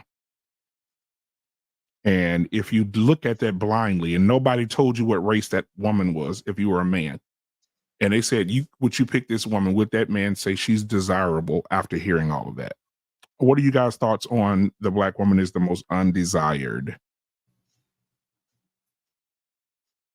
I would say that checks out. I feel like that, statistically speaking, that's probably true. And I think that plays a part to what White School was saying earlier, is that, we're being punished for all of the bad things that we've been doing, how we've been destroying our children and destroying our homes. And so I think that, we've sown the whirlwind, so now we're reaping the whirlwind, something like that. I'm saying exactly that quote, but yeah, so this doesn't surprise me. Black women, we have the stereotype, and stereotypes don't fall out of thin air, of being aggressive, loud, angry, antagonistic, materialistic, expensive, high maintenance. We have a lot of negative connotations associated with us that are constantly being propagated and reinforced. And I didn't know about the STI thing, but if that's true, then yeah. I mean, I don't know what they want. I don't know what you guys want us to say. Is that, us up here, we're like, well, not every Black woman, but we're obviously not most Black women. So I mean, yeah, I guess maybe Black women are most undesirable, and it's unfortunate, but that's just the way things have shaken out. On I will bounce to you. We're gonna wait till last time for you on this one. What are your thoughts, sweetheart? And can you smile real big for the camera? Because you still single. You ain't married yet. There's some guys in the chat want to see that pretty smile. I'm smiling. I know that's right. There you go. Add double side by by. Okay, there you go. Oh, God. All right. Go ahead. Praise the Lord, everybody. Go ahead. As a Black woman, it makes me sad to hear that that is the stereotype that we have, simply because just in my life and my circle of friends and influence, I definitely do not see that. So I see things more from my lens and from my perspective, although I know that the undesirable element does exist. I think we have a lot of work. We got a lot of work as women to do to change that narrative, especially if we want to improve our marriage rates, and our relationships with our children, and being better mothers, and so forth and so on. I definitely feel like we have a lot of work to do to improve in that area. And I don't know exactly where the turnaround is going to come from that. I personally believe that men need to be focused on women that are prepared and that are wives, instead of being so focused on the ones that are not. I think that's going to have to some kind of way work itself out.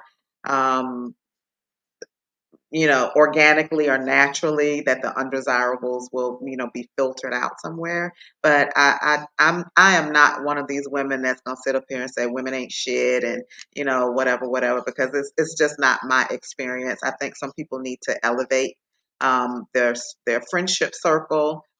They need to change their surroundings. They need to do things different in order to put themselves around the people that are desirable and that are good examples and good mentors and that are living the lives and have the relationships and marriages that you desire, because they definitely exist. But I think it definitely is a stereotype that follows us. And that's unfortunate that it can impact the good ones. I think that's the part, to me, that's the bad thing. There are a lot of good women out there, regardless of what people say. There are a lot of good Black women out there. They're not on Instagram. They're not twerking. They're not probably, most of them probably aren't even on this social media, platform at all. They're minding their business. They're doing what they're supposed to do, and they're carrying themselves the way that they should. And oftentimes, these women are overlooked because they aren't in certain spaces, and they might not be appreciated because they might not be that Instagram model and all of those. But there are definitely good women out there, and it's up to the men to find them and not to be so focused on the ones that you don't want. I never get up here and talk about men I don't want. If you're a Pookie and Ray Ray and you're a thug and you're ex-con and you're all of that, I have no conversation. I have no energy to give you, because that is not what I'm focused on. I am not trying to attract it, and you don't even deserve my conversation. So I really think that in that regard, we need to start pivoting and stop talking about what we don't want and put ourselves in position to get what we do want. Now let me say this as well. Now I agree with you, Anissa. There are some good Black women out there. I think Absolutely. that the spotlight on the stage, imagine this right quick. I just want to put this in there. Just imagine this for a second. There's a huge stage. Michael Jackson, just you opening up for Michael Jackson. And they find the opener. And Anissa, you have the gift to get up there and be the beautiful Black woman you are. And get up there and show the world what a beautiful Black woman is. And they tell you at the last minute, Anissa,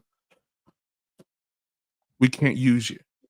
We got this new chick coming in. Her name is Sexy Red. She opening up for Mike tonight. Who are they? The reason that I said that is because who is the light shining on the most? Now I know in our personal circles that we're not around people like that.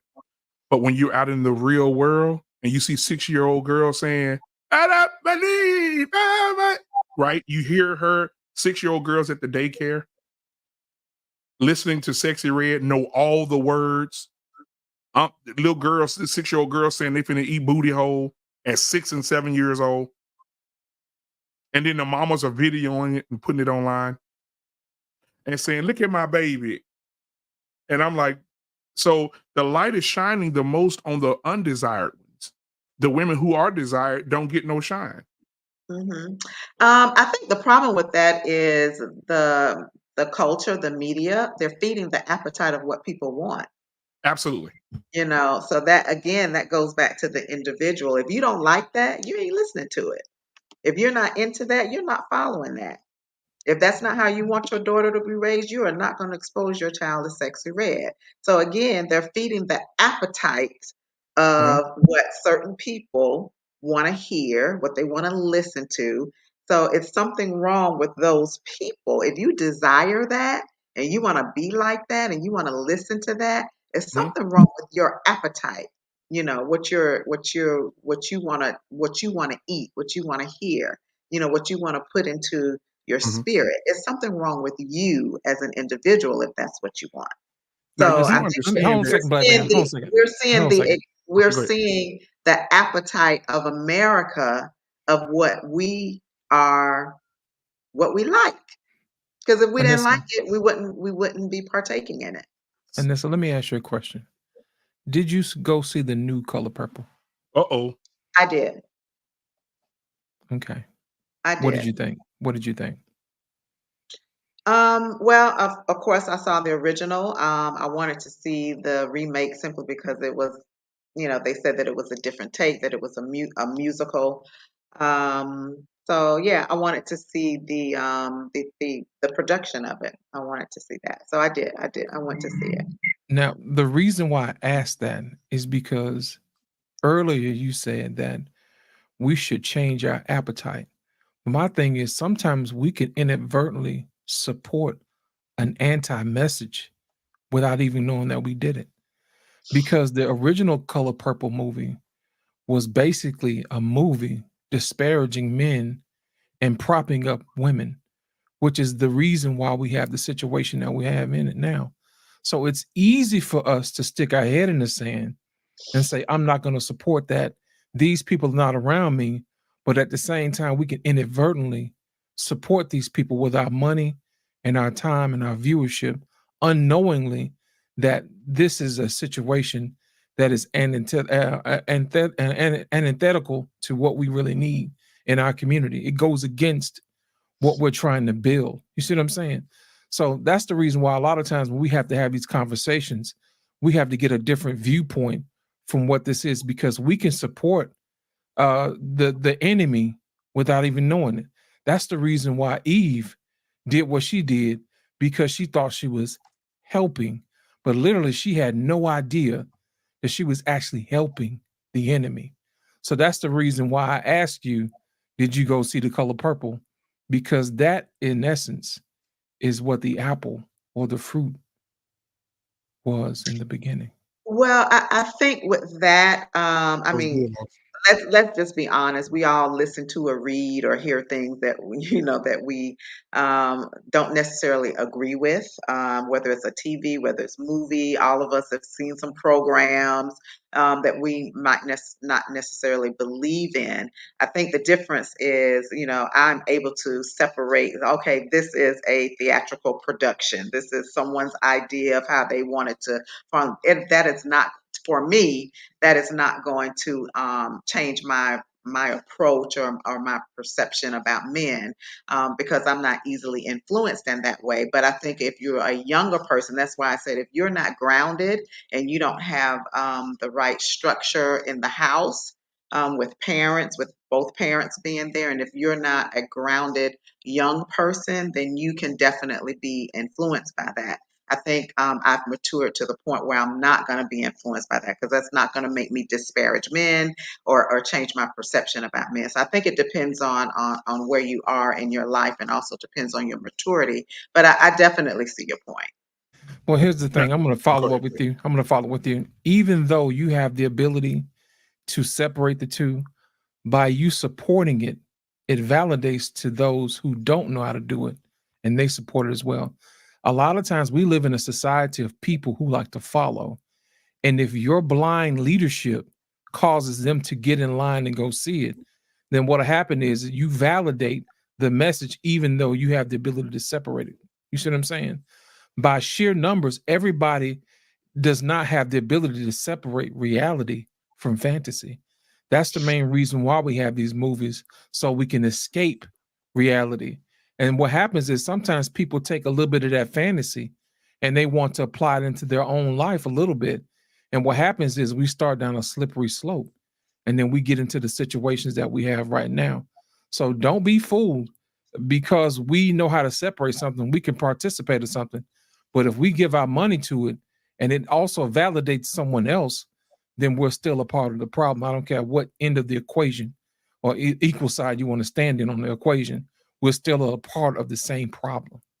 Well, but Lid, I think that's why I said I think that's a very slippery slope, because I think whether you're looking at a podcast that disparages men or women, whether it's a movie, whether it's this or that, all of us are probably partaking in something that doesn't 100% build us as individuals and build families and build men and build women. All of us are probably guilty of that.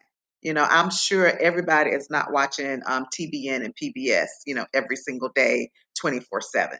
So you're going to come across some things that are not necessarily edifying, but it's not something that you feed yourself on a regular basis. So, I think all of us probably are a little guilty of that. I'm glad you said that, Anissa, because I was looking just now as you were speaking, and they said the number one show on TV, the number one genre of shows on TV is reality TV. The number one shows on TV are the Housewife franchises. They're number one, number two, number three. Who mostly watches those? Now, I will say this as well. Now, that you said, you have to guard yourself from these women like Sexy Red and Megan the Stallion, which is a male horse. I don't understand how that happened.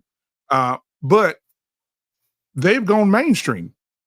I want you guys to go do some homework. I want you guys to go and look at the new AI commercial. And I want you to go see Sexy Red on that commercial. Matter of fact, I want you to go and look at the Planet Fitness commercials and look at how they got your Megan Thee Stallion dress. She's the face of Planet Fitness now. But that's not us putting her there. Those are major companies pushing these women and partnering with their influence. Exactly. That has nothing to do with me or any of these women. It's the people that have the big bucks that says, you know what, this person has pull. They can put my brand on the map. That doesn't mean anything. So that means you got all this, like they said, agenda is the food. Like you have all these outlying factors that are taking advantage of such. What did they say? They say sex sells. So of course these women made themselves available for that. So that's their price. And these people are willing to pay the price to attach themselves to the influence. So what good are they? They're just as bad too. What are these networks and everything? So they're the ones that are in control of this thing. We don't have any networks showing families and the Huxtables. And, they were like, oh, today Samson stole the car, crashed it. Okay, what was the lesson from that? We don't have lesson shows anymore that teaches anybody like, okay, what's the lesson of the day? So it's more so the influence. Let's get this money and move on to the next thing. Let's bring it to high schools. Okay, this seems cool, but it's the age of the influencer. And that's just it. Hold on a second, black man. I got something for you. Wife school. PBS. No. Wife school. A lot of times we don't like to give ourselves credit. You know what I mean? Whether you know it or not, there is a war on poverty. There's an onslaught of inflation that's going on. I don't know if y'all remember this or not, but on the news, the head of Kellogg's was chastising people. They were saying, hey, man, we can't afford groceries anymore because stuff is getting too high. And you know what the head of Kellogg said? He was like, go eat cereal. So guess what happened? On April the 1st, everybody and their grandmama, and especially in the white community, got together on TikTok and say, you know what? We are not buying your crap. I assure you, if you open up any grocery store app that you have right now, Instacart, whatever, they got cereal in there 2 for $5 now, where before a box of cereal was $10. $10. Come on, you see what I'm saying? You see what I'm saying? That is the power of influence. Your money and what you support is the power of your influence. So my thing is this: you don't have to get out there and be grandstand and get on these people TVs or whatever. You can leverage apps like TikTok that are free. Just make sure that you have you still have a voice and say, hey, look, you know what? Maybe America didn't hear us loud enough. You know what I'm saying? The rent's too damn high. Bacon is too damn high. Cereal is too damn high. You know what? We're tired of it. You see what I'm saying? And what these people did was they said, you know, we're not buying your stuff. And guess what they had to do? They had to unload it, or it's going to go bad at some point in time. People can't. Go ahead and tag in. I got you, man. Go ahead. I'm gonna add on to what you just said. The Butt Light company. Remember when they put the trans guy on the Butt Light case? Yes. The white boy said, "You must be out your goddamn mind. Out your talking picking mind. On the front of it. I'm not buying that shit. You understand me? Butt Light sales went down, goddamn 89%. They was sitting on. Nobody was buying Butt Light. You think I'm going to be at an NFL game with my children? I'm a heterosexual man, married to my wife for 40 years. Since it's on the can? Hell no. They had that Budweiser sitting in the aisle. They were throwing that stuff in the streets like the Boston Tea Party. You know what I'm saying? That's what we do. The white boy said, oh no. Yeah, absolutely. Like the thing is, these companies, they know it, like you said, it's a slippery slope. They know what to do. They have analysts. Everybody has analytics on their channel. You know what shows were popping, you know what topics are popping, and we're gonna do more of that. So if they talking about, if I noticed that night they were looking at Sexy Red's booty, like, oh my goodness, I got 1,000 views, I'm gonna keep kind of bringing that back. So that's what But it's people all do all about the what you time. view, right? It's all about what you support. But that's a majority, if that was hidden, even if it was a clickbait, even if it was not what I really wanted to look, but I clicked on it anyway. The fact that I clicked on it to look, that's what they want. If I can get you in a little bit, okay, the next time I get you in a little bit more. That's how the enemy set it up. Before you know, you can full blown Who's crazy. buying these little girls? Who's buying these little girls lip gloss that says chlamydia and gonorrhea? Because Sexy Red sold out. And if you go look at her analytics, her lip gloss is selling to age groups between 14 and 18 years old. So somebody is buying this lip gloss because she sold out every day. You can't even get it. It's on back order. Somebody, they selling out of her lip gloss. So these 14-year-old girl, what kind of lip gloss you got on, baby girl? That's a real nice lip. Oh, it's chlamydia. It's clap. Get you some. Yeah, get you know, it's crazy. Back in the day, those older women probably would have snatched Sexy Red face off if you would have introduced something like that. At least the wig, you know, would have beat the shit out of Sexy Red. Let's just talk about it. Miss Jenny, I saw you post something, and she said, "Don't go to Target." I already know where you're going with this one. Go ahead and tell us why they shouldn't shop at Target. I've done the research on this, but go ahead and share with the group. Absolutely. Oh yeah. So let's not forget on our list of things that we should not buy, shouldn't buy Kellogg's, definitely shouldn't be buying Bud Light even before the boycott. And then also we should not be shopping at Target because they partnered literally a year ago with a devil worshiper to promote the trans agenda to children. And so Target is just an overpriced Walmart. And so there's too many. See, the thing is that these people, they overestimate their importance in the marketplace. And so we have too many options. There's too many Walmarts and Wegmans and Kroger's and Sprouts, Publix, Trader Joe's, everybody. We don't need Target. So please spend your money somewhere where they do not promote devil worshiper trans stuff to your kids. You know what I also noticed? If you go to Europe, most of the markets there are walkable. You know what I mean? Which means that those are mom and pop shops who are not subject to the whims of special interest groups. You see what I'm saying? That's the reason why their food tastes better. That's the reason why their service is better, because they already know if I don't take care of my customer won't take care of me. They don't have to worry about all these agendas that we have in America. See, the problem is we have a love affair with cheap stuff. We got a love affair with cheap women, expensive cars, you know what I'm saying, expensive liquor. That's our problem. You see what I'm saying? When it really should be the other way around. You see what I'm saying? But my whole thing is this: we have more power than we realize. But like I said earlier, we have to make sure that we have our women doing what they're supposed to be doing. I promise you, if I call my mama right now, she can tell me what the price of cereal is right now, because that's what she does. You see what I'm saying? She can tell you exactly what the price of orange juice is, what eggs are, because she grew up knowing that. But the problem is we have a lot of women who've gotten away from that. They're leaning on DoorDash to tell them whether or not it's economical to eat in tonight or to buy groceries for the next 3 or 4 days. You see what I'm saying? That is a power that I don't think women have realized that they have. The power of the economics of the household is very important. A lot of times women want to look at, I'm getting the bacon, I'm making the money or whatever. So look at me, hear me roar. I can remember that back in the day, in the 70s, 80s, I can bring home the bacon and put it up in the pan. Remember that? All of that stuff. That was cool back in the day to say that. But my thing is now we've gotten away from it because we can't tell that they're slowly choking us out financially through inflation. Because think about it, if you were a merchant like you're supposed to do in Proverbs 31, you would know that the price of this is out of hand. You was like, baby, listen, I understand that, you make a certain amount of money, but have you seen the price of eggs? No. I tell you what, let me go down to talk to the rest of the farmers or whatever and find out what's going on. And then we'll start to get down to the nuts and bolts of finding out who's raising this stuff above what it needs to be.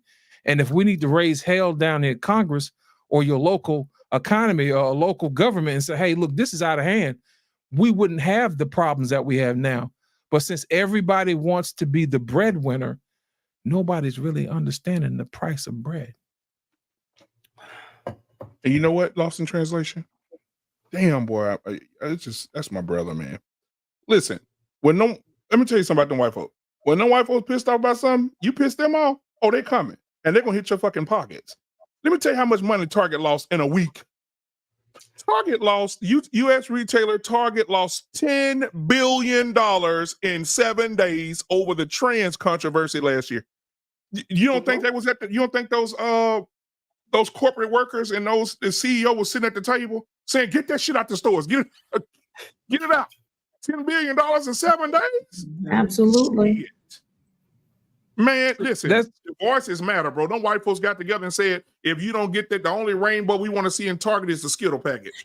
Now, I've seen them advertise Pride, but what this did, it actually was introducing the Baphomet symbol on the items in the store. And I'm like, okay, so folks, hello, can you not see that your agenda is attached to a demonic deity? As I was stating, as your child sacrifice is attached to a demonic deity. Like a lot of these things we are spiritually involved in and we have no idea. And we just think it's hunky-dory. And okay, let's look at these concerts. Look at these influencers. These stars have progressively become overstated in who they serve. They don't serve Jesus. Let me tell you that. They convert back, but they display a lot of dark things, and we just need to wake up like ASAP. And it's affecting our children. It's in the music. It's in our government.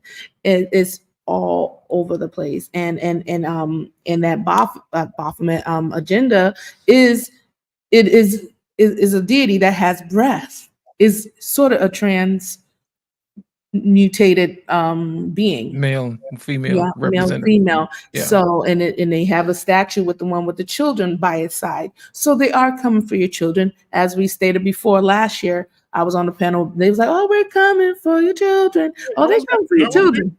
Oh, they coming. Oh, they trying." They said, like what they say, BMU. They said the stats of most Gen Zers or the young kids. They said that they identify in these categories. Other than heterosexual. So they trying to work the system and like I admire the people that says no, we're not going to support this.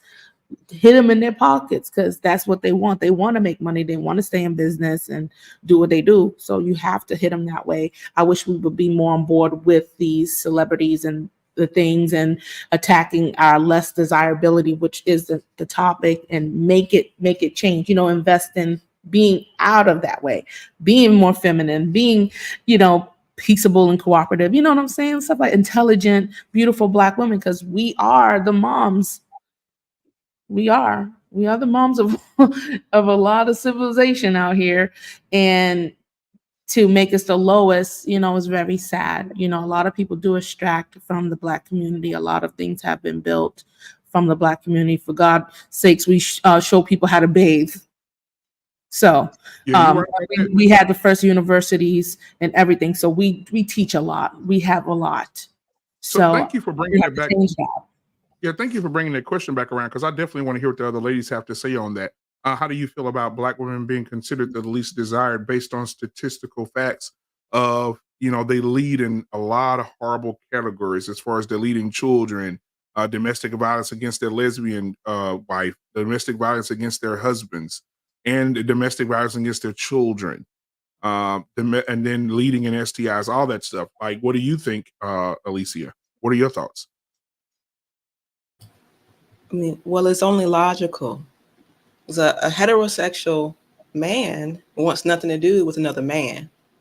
And when you have a female who's exhibiting the traits and the chemical makeup of another man, biologically, it's not going to work. It's not going to work. I'm surprised. Someone mentioned earlier about women, the T levels being high, women growing beards and mustaches. I'm surprised they're not growing fake members like the actual hyenas. with everything that's going on in our bodies. So it makes perfect sense. It makes perfect sense. And it's that, and then the STDs and all that other, that's just the icing on the cake. Rotten icing on the cake anyway. But I'm not surprised. I wouldn't want to, I wouldn't find them desirable at all. Dang. Ms. O, I see you bubbling and boiling over there. Go ahead and jump in. Oh, ask that question again. Rephrase the question for me. I'm sorry. I said, how do you feel about Black women being considered the most undesirable, leading in a lot of horrible statistical facts as far as leading in STIs, leading in child abuse, leading in heterosexual domestic violence abuse? That's just to say a few. Leading in baby deletions. We have the most out of they said Black women delete 464 babies a day. I believe it. I feel, I can't say I feel. It's tragic actually, because if you was to look at how we were back then, actually we all came from royalty. Most High took everything because we disobeyed him. He took everything away from us. He stripped us, and he was like, "Look, I gave you whatever, this, that, and the third.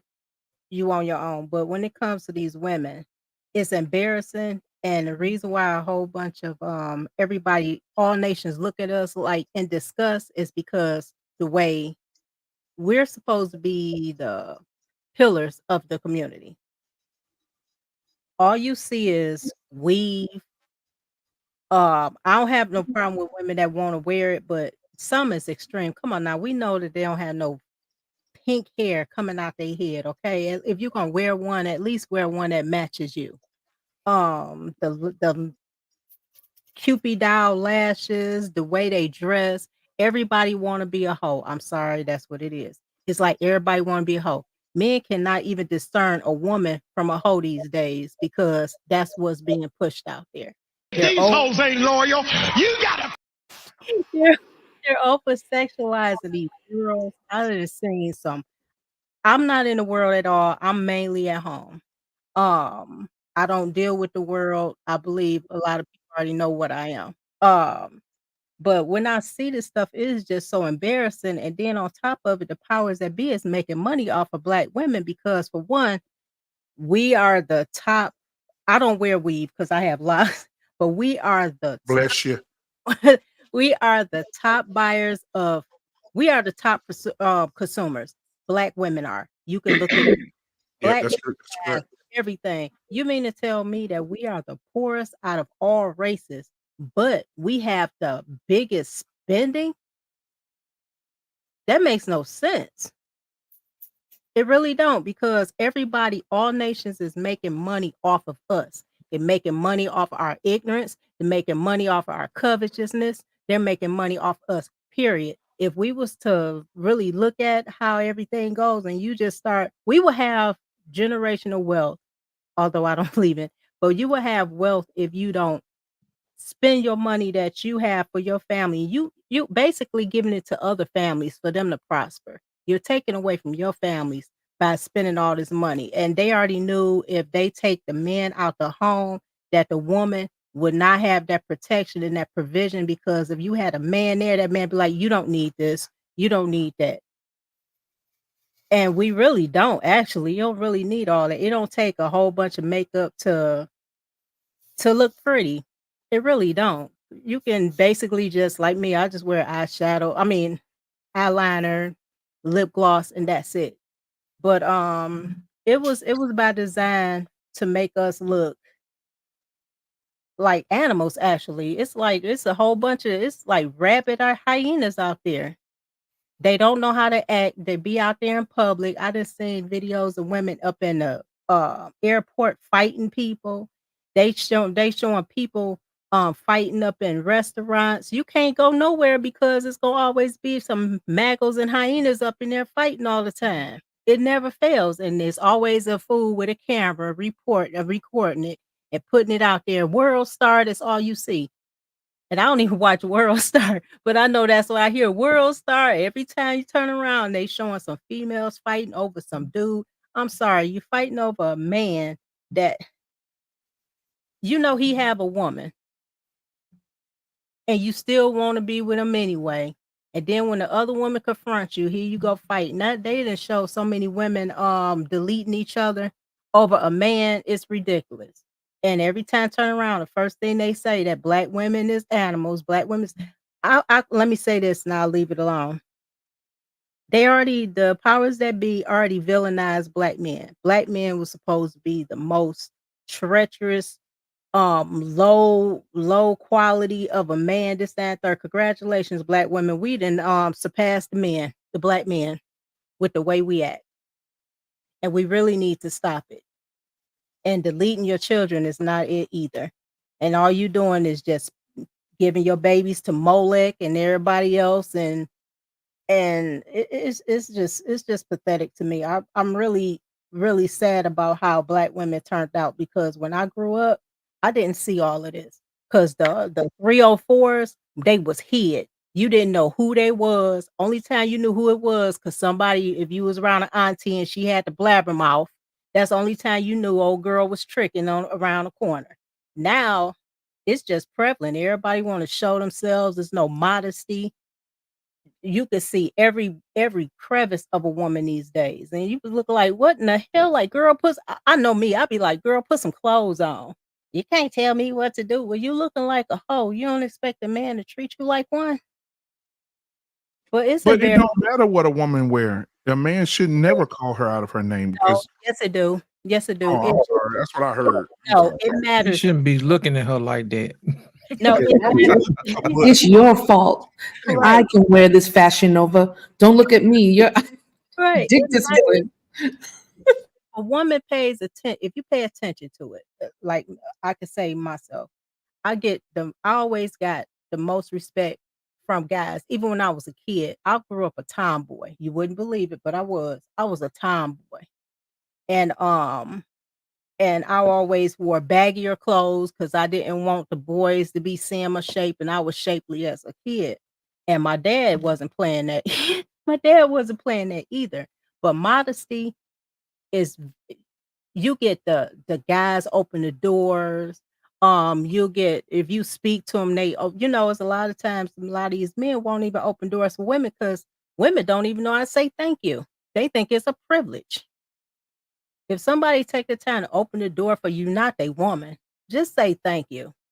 It's just we have a stank attitude as a race of women. We don't know how to protect ourselves. We don't know how to how can I put it? We don't know how to discern anything. It's like we just out there running free, like we had no home training. And it's pathetic. I'm done. It's pathetic. I got more than that, but You know what? You said a lot. And I'm gonna tell you, one of the things that stuck out to me was that you said that women spend their money to make other people's family rich. Show me the money. You know what? Could you speak on that just a little bit more? Come on, you know what I'm saying? Because they always said we at the bottom. You know what I'm saying? We at the bottom. Could you speak to the fact that when you don't support your man, it's going to cause you to be at the bottom because you're not helping him build his business for other families to want to spend business with you to support you? Go ahead and talk about that just a taste more. Okay. Yeah, that is so true. It's a lot of women out here talking about, I won't do this, I won't do that for my man, this, that, and third. But honey, you helping other men and their families. I'd rather build with my husband, get our wealth in, do what we gotta do. By the time we get like 70 years old or something like that, we can relax. But if you keep putting, not helping your man, what the hell you there for? You Well, supposed let me to ask you, what do you say to the women who say men need to go ahead and get it together, and then once you got yourself together, then I'll come and help you? What do you say to those women? Y'all will be too late, because guess what? It's always another woman there waiting or whatever, and will help them build. The females are the ones that'll play the games. The women be like, look, I got me one. I'm working with my husband. I love him. I respect him. I do everything I do. That way, it's just, I don't know. It's just crazy that a lot of women looking for these ready-made men, and you just want to come in, be with this guy, just to see where it goes, mooch off his money and his resources, and then you'll leave. You wasted what, a few years of this man's time. And that's not even right. That's not right at all. So a lot of these women out here, Love that money. That's right. Love that money. I'm gonna do these super chats. I'm gonna do these super chats, and then I have one more question because I don't want you guys to be up after so many hours because you guys are grown as this evening. They've been a blessing to us this evening. So I want to make sure we get y'all to bed in time. We want to make sure Embrace the Grace make her let her phone call before she go to sleep tonight. Alicia may get a phone call from one of my homies. I mean, I'm gonna just, I just want to put, he may. We'll see. Let's see. Antoine say $5 super chat. He say you can't delete me because I will haunt you in your nightmares. Thank you, Antoine. I appreciate you. He said females are set in their ways and will never enjoy the benefits of marriage. Women are willing to better themselves in order to grow with men. $5 super chat from Antoine. Thank you, man. He sent another $5 super chat. He said, in the immortal words of George Carlin, what type of news sells the most? Bad news. Wow. Thank you so much, man. I'm going to give y'all something to listen to. We take a deep breath. After this, we get into the last segment of the night, which is going to be Anissa's favorite. I want to put that out there. This is going to be Anissa's favorite because we talked about this already, and she get on my nerves. I love her so much, but she gets on my nerves. So I'm going to play this real quick and we'll talk about it. Here we go. Oh, let me slow it down. Rapping with the singing, I be swinging. You can get it all free like welfare. Back to the beginning, know what I told ya. I got 2 degrees, now I'm dumb rich. This sound like some 718 shit. The living weirdo on the same shit. Gave me in, let's go violinist.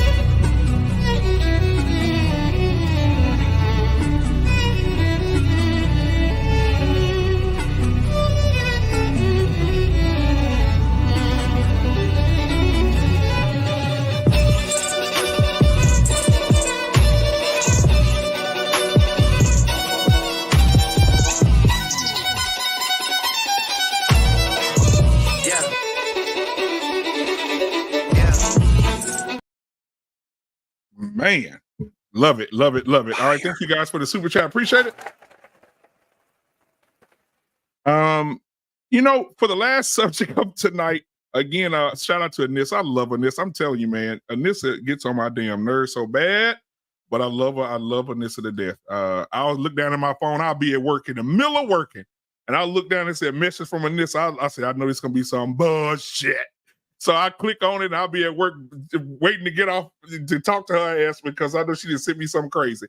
All right. So anyway, the last subject of the night is, oh Lord, how am I going to say this to this panel? Just say it. Okay. I'm just going to say it. Why are white women winning with black men? Yep. I just wanted to put that out there. Anybody can just start this thing off, But I want to play this video first because I think it's important to play this video that we played the other night. Because let me see where it's at. Nope, that ain't it. Okay, nope, that's not it. Okay, I'm gonna find it in a minute. Anyway, we'll let the first person go. I'll find it in a second. Anybody can jump in. Go ahead, I'll let you. They understand the long game. We get so wrapped up in temporary or momentary pleasures. They understand the long game because at the end of the day, usually women outlive men, and those finances are going to go back to their family. That's it. Praise So the Lord, building everybody. up somebody else's family again. Look at this. Tell it again. Anybody else want to go? Let me jump in there. Come on, Grace. The thing is, white women or other races of women are winning with black men is because, and I get my research by talking with black men. Okay. I don't just pull shit out of my ass. Okay. Pause. There is an excellent document called The Angry Black Woman Syndrome. And it really needs to be seen because I did a poll and the top 5 was argumentative, combative, unsupportive, non-submissive, doesn't listen, hygiene, doesn't want to build with their man, thinks cooking and cleaning is slavery, doesn't want to sit their ass home and be with the kids. I mean, there's a lot of things. The biggest thing is they weren't there for me while I had nothing. I had one guy, Air Force, masters, Grace, they don't like me. I'm corny. They consider me a lame. They only like me when after they've had 4 kids from 3 different baby daddies. So what is a man to do? I always tell my sisters that I do love a lot. A black man's choice will always be a black woman, a first choice. That is proven fact. And one guy says, "Shit, my mama black. How can I not want to be with a black woman?" But because of everything that I just said, they go elsewhere. Grace, I try. Grace, they don't like me. They don't go for me. I'm not rich enough. My penis is not big enough. Whatever the case may be, it's never enough, and it's really sad. And again, I've told this story before. The fact that my son at 13 years old had already X'd out black women without even knowing. But he's changed his mind, by the way, because he's older now. And I've tried to talk to him. Don't X out. You could have a beautiful black queen. You gotta be like Baskin Robbins and try all 32 flavors. But the fact remains is, if you look at the snow bunnies, they trying to be like y'all. They get tans, they get BBLs, they get, yes, the white woman invented extensions, but a black woman took it to the next level. I mean, it's funny. I go to the beach and I see everybody trying to tan, go into this tanning salon. They're trying to be like y'all. But you're not getting a lot of not getting the black men, and it's sad because the black men really do love y'all. They really do. They just can't stand some of the ways and the mannerisms, and that's how it goes. I digress. My mic is muted. Go ahead. So let me play the video and then we'll continue on. Here we go.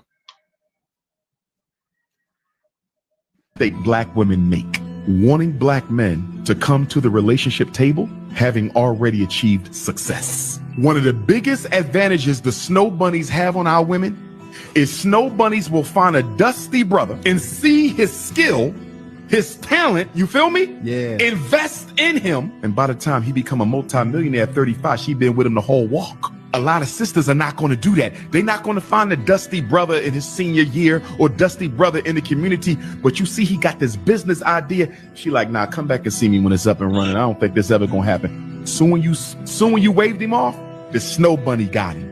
The snow bunny invested in him. You feel me? 10 years later, the same brother see you trying to holler.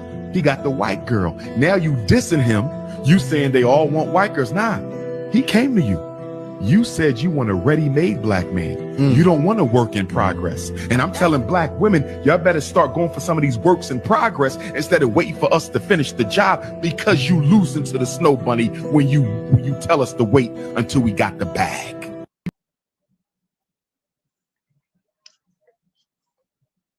Anybody can jump in at any time. Come on, Jenny. I'll say that, it's very interesting. I think that it's cultural. I think that it's just based off of how most white women are raised. And so the reason why I say it's cultural is because, a white woman could be raised in a way that is very stereotypically black, and then she acts like a stereotypical black woman and then becomes as undesirable as most black women. And then you could have a black woman who's raised very stereotypically white and then has a lot of those stereotypical white traits and then becomes as desirable as a lot of white women are seen. And how do I know that? Well, because I'm a living example of that. And so, I find that very fascinating. And so, a lot of white women, they're just brought up in a different mindset when it comes to marriage and when it comes to relationships. And a lot of them see black men as special and interesting. And so they seem to almost cherish black men more. And they see them as like, oh, wow, like, I got me a black man. Like, he's so cool. And, he's not just an average Trevor. I got me a Daytwan, or something like. They just see him different. And so, they're going to value them more. And so, and Black women, I think, because what Tyranny said earlier, I thought was very interesting, because I know a lot of people feel this way, but I don't, and I don't know if that is a pro or a con. But he was saying how, we should get together as Black men and Black women because we belong to each other. But I don't really feel like Black men and women belong to each other. I feel like it doesn't really matter. And so, I think Black women who have this attitude of, oh, well, Black men belong to us, they feel entitled. And so when you get entitled, you get comfortable. And so Black women just feel like, oh, well, I'm just going to do whatever. And Black men are just supposed to be with me because we belong together. And white women don't feel that way because I guess they don't feel like, Black men are supposed to be with me. So I kind of have to up the ante in another way too. So I think there's a couple different factors that play along into it, as to why like Black men are like, you know what, I'm not putting up with this anymore. I don't have to do this. And then they're just going to go for these white women. I have a little bit of pushback for Dr. Umar because I think that I think that the majority of Black women that are married to successful men started with them at the beginning. I don't think the majority of us are getting successful Black men at the finish line. I think the majority of us have built with our men. So I don't necessarily agree with him on that all of us are waiting at the finish line. Most of us start out when you are dusty, when you are broke, when you haven't, finished this, that, or the other, and we build with you. I mean, look at your parents, look at your grandparents. And those men didn't have anything, but those women married them and they built families and stayed married with them, through the duration. So I don't necessarily agree with him on that. However, I think that we don't know. I don't think we know how to pick well. We'll overlook the nerd that might be really going places. He could be in college. He could be in accounting school or med school or doing something actually really productive. But because he's a nerd and he doesn't dress the way that you want him to dress, and he might wear glasses or whatever, you will totally, disregard that person to go for the bad boy, who, might be completely opposite, not really doing much or whatever, but he's cute, he's fine, and so I don't think we really know how to pick well. I think that's where we mess up, to be honest. And so let me ask you a question. Your weekly thing that we do is you select wines. Is that correct? I do. How did you select the wines that you go through each week? How do you go about it? To be honest, they're either wines that I have had before, or I might follow certain brands, and if they come out with something new, I might choose it that way. And then also, I have a group of friends that just started their own wine tasting business. They're both studying to become sommeliers, so I also take recommendations from them. Okay. The reason why I asked that is because most people gravitate to what they're used to. Mm-hmm. You see what I'm saying? That's why I say we don't know how to pick. Well, my whole thing is, how does one change their taste if they haven't expound on their palate? If what they're used to is always a dry wine, then Say why it again, isn't Lost. Just stop. Shut up. Shut the hell up. Rewind and say it one more time. Because you doing this shit and then you're not. Do it again. What I said was, how come? Here's the thing: if women have the ability to determine what wines they can select from, how come they can't expand their palate when it comes to men? Well, I think the interesting thing about that, because you guys talk about it all the time up here, if you are a young lady and you were not raised in a two-parent home and you have never been raised or influenced by your father, you have no idea what a man is. You have no idea what he brings to the table. You have no idea what his intrinsic value is. So you probably are not going to be able to pick a good man.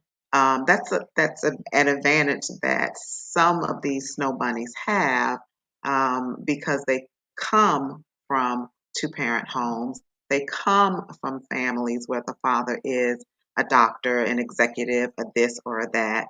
They see how their mother interacts with these type of men. They are accustomed to that exposure. So when they get around the athlete or the this or the that, and you're thinking, oh, they're just snatching them up, it's because they already know how to relate to them. If you have not had that experience as a Black woman because your father was not there, he was absent, or whatever the situation, however it came about, you have no idea of how to talk to a man or how to treat a man or the dynamics, between a husband and a wife because you've never seen it. The reason why I asked you that, Anissa, I wanted to know who taught you how to select a wine, a good wine. Yeah, I just explained. It's through because of my travels. Whenever I travel, especially when I go to different cities, I always try to, find a winery so I can experience that because I'm interested in wine. So I like that. So when I went to Napa, we did the whole, Napa tour, whatever. I learned a lot about the wines then. And then I have friends, who are very much into, drinking wines, and I have been exposed to, you know, exposed to them, and I've learned a lot from them. So you have to expose yourself. You have to learn. You have to expose yourself. You have to be around it, and that influences your selection. I had my mother and my father. There were definite. The reason I think the way that I think is because a large part in the way that I was raised. I was raised by my mother and my father. Both of my parents were professionals, but there were clear gender roles, in my home. Definitely. My mother was definitely the feminine, the nurturer. My dad was definitely the disciplinarian, the masculine. My dad he was the provider. So that was my example growing up. So that is what I saw. That's what I saw in my grandparents. So that has shaped of what I think that a man should be. So I'm not into this modern way of thinking. I'm into, well, this is what I saw growing up. This is the dynamic that I saw, and this is what I believe that a man is, and this is what I believe that a woman is. So that's what shaped me. And I think if you have never seen that and you've never seen that example, then where in the world are you going to get it from? And how are you going to know how to pick a man? The reason why I said that, I appreciate the word salad, but if you've known me long enough, I'm going to brush that to the side, and I'm going to go back to the wine. Question. No, you didn't. Because my thing is this, I asked you, how did you discover different wines? And you said you had friends, you went to different locations or whatever. Is that correct? Yes. Dr. Tia San Johnson over at the University of California, Berkeley, has a class where he teaches women. Yeah, he teaches women Black male studies. And the majority of women who are in that class are non-Black women trying to discover what makes Black men tick. You see what I'm saying?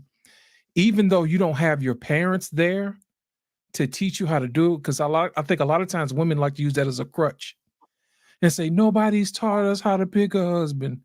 Well, this man offers a course on how to do that. And I think we got to stop letting women get away with the excuse of nobody told me in absence or in lieu of performance. Black man, I know you got it queued up. Go ahead, sir. Can I respond to that, or you want me to wait for the video? I got this idea to tell you that you need to do your research, and if you're dating a Black man, it is your responsibility to understand the history and the trauma of slavery. And you was one of your initial classes, one of the first classes you had, you noticed that it was predominantly non-Black women who were going in there studying Black men. I started teaching a Black male course because it was needed. I noticed I started to get this population of white women. Yeah. I don't know why they were there. And when I began to kind of ask them, in the hallways, under the, why are you taking this class? And I started to find, oh, well, my boyfriend is, and I want to understand him and his family, or, I'm trying to date some of the men on the basketball team or football team or whatever, but I don't understand them. So another 3 or 4 years after that, I noticed the population shifted from, white women to Latinas, and the Latinas were coming in with the same kind of intensity. You're literally telling me that you had a class that was dedicated to Black men, where Black women have an opportunity to study their men, understand what they're going through, understand how to relate to them better. And instead of us doing that, you have other women of other ethnic groups, other races going in, taking note, using it as ammo to get the quote unquote best men out there. So it's like, I think I responded to this video the last time that we played it, and I believe what I said Yeah, at but that this is a time. different context. This is a Okay, different but context. I'm I'm gonna gonna tell you the reason why. I'm gonna tell you the reason why it's a different context. It's a different context is because we're letting women get away with the excuse of nobody showed me what a father is, so I don't know what it looks like to get a husband. You see what I'm saying? So that's a valid point, Lit. But right. going back to the video, and as I responded to the when we played it a week or two ago, and I believe I said that no other woman should be more understanding of our men than we are. That shouldn't be. They have to go to a class. We've been there. We went through it. You all didn't go through slavery by yourselves. We were right there next to you. You didn't go through the 60s and 70s by yourselves. We were right there with you. You haven't, everything pretty much that the Black man has had to go through, the Black woman has been there. So if that is where we're dropping the ball, because no woman should be able to come from the outside and understand your man better than we do, because we have been through everything with you. That woman has not been through everything with you. That's why she got to go take a class so she can catch up and find out what's going on. But we've been with you every step of the way, which is why I don't understand why you all would sit up here and say we won't build with y'all, because we've been with you all from the beginning when you ain't have nothing. And we still married you and built families and all of that kind of stuff. So that's the pushback that I have. That's who you were marrying when you really didn't have any of these other options. You married Black women. And we were there with you from the beginning when you had nothing, and we still married you and chose you. Now, I appreciate. So we should not be allowing any other race to come in and learn more about our men than we should inherently know of ourselves, simply because we've been there through it all. They haven't Listen, experienced what we've experienced. I appreciate what you just said, but think about this. These Latino and white women have their own fathers. Okay. They have access. Listen, they have fathers, right? So why would they go to a Black man, to his class, to learn how to take care of another Black man? It seems as if those white women honor the viewpoint of a Black man's perspective to the point where we're saying, hey, allow me to sit at your feet. Allow me to listen to what you're saying. How I want to choose a Black man. I have options to choose white men, Latino men, or whatever, but I want to spend my hard-earned money on better learning how to take care of a Black man. You see what I'm saying? Because in their mind, at this particular junction, they have respect for another Black man because he's teaching the class. Number two, they have reverence for another Black man because they want to find out the best way how to take care of them. And I think the issue with the sisters is deep down inside, they really don't respect Black men. And B, they feel like they're entitled to them. So if you don't respect them, if you feel like you're entitled to them, then you're going to perform poorly. And that's the main reason why we have a lot of sisters who talk to men any kind of way. We have a lot of sisters who don't listen to men. We have a lot of sisters who don't honor men. As a matter of fact, Ebony K. Williams is the type of person who's a poster child for this particular woman. Yes, his sperm is good enough, but his leadership is not. And I think that speaks to the problem of what we have in the community. We don't want to call out the behavior in lieu of what you look like. I've had this conversation with a lot of my female friends. I said, I don't care what you look like. It's about how you treat other men. It's your behavior. Stop crutching on what you look like and get back to being what made you who you are, which is who you are on the inside. What are your values? What do you believe in? What will you fight for? What will you live for? You see what I'm saying? Those are the things that are intangibles that these women are trying to learn in the class. You see what I'm saying? So that's the main reason why these women are putting their money where their mouth is. And what we're doing is we're telling men, hey, don't listen to them. We were here first. But I'm asking the sisters, what are you offering in lieu? What are you offering? And I think that's a valid question. Miss O, you had your hand up. Oh, I forgot what I was. Oh, I know what I was gonna say. The reason, being that I see a lot of black men going to the white women, it's not the fact of that the white woman had a family dynamic, this, and that, and the third. It all boils down to the attitude that black women shows. Um, a lot of men, they want a black woman, but when they approach them, whatever, we hard all the time. We want to fight. We want to be disrespectful. You call him a band, a BA ninja. You do all these things. They want to go to a man want to be, especially a black man, they want to be with someone that is soft. They have homeboys. They don't need to come home to a homeboy. Like you know, they just want softness. And another thing too, I see a lot of black guys, black men actually, they'll go over to these the white women, but if you look at it, a lot of these white women, they don't even look to par like we do. They can be out of shape. They can be 400-500 pounds, looking like M&Ms going down the street, and you see a brother with them. And then when you look at it, you look at them like, "Ooh, you wear her." And first thing they tell you, "But she treat me nice. She don't call me out my name. She don't do this. If I ask her to do something, she ain't, 'What you want, ninja?' And all this other stuff. She's not chest bumping me." So it's not.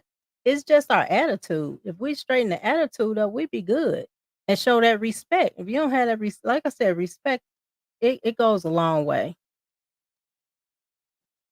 I'm actually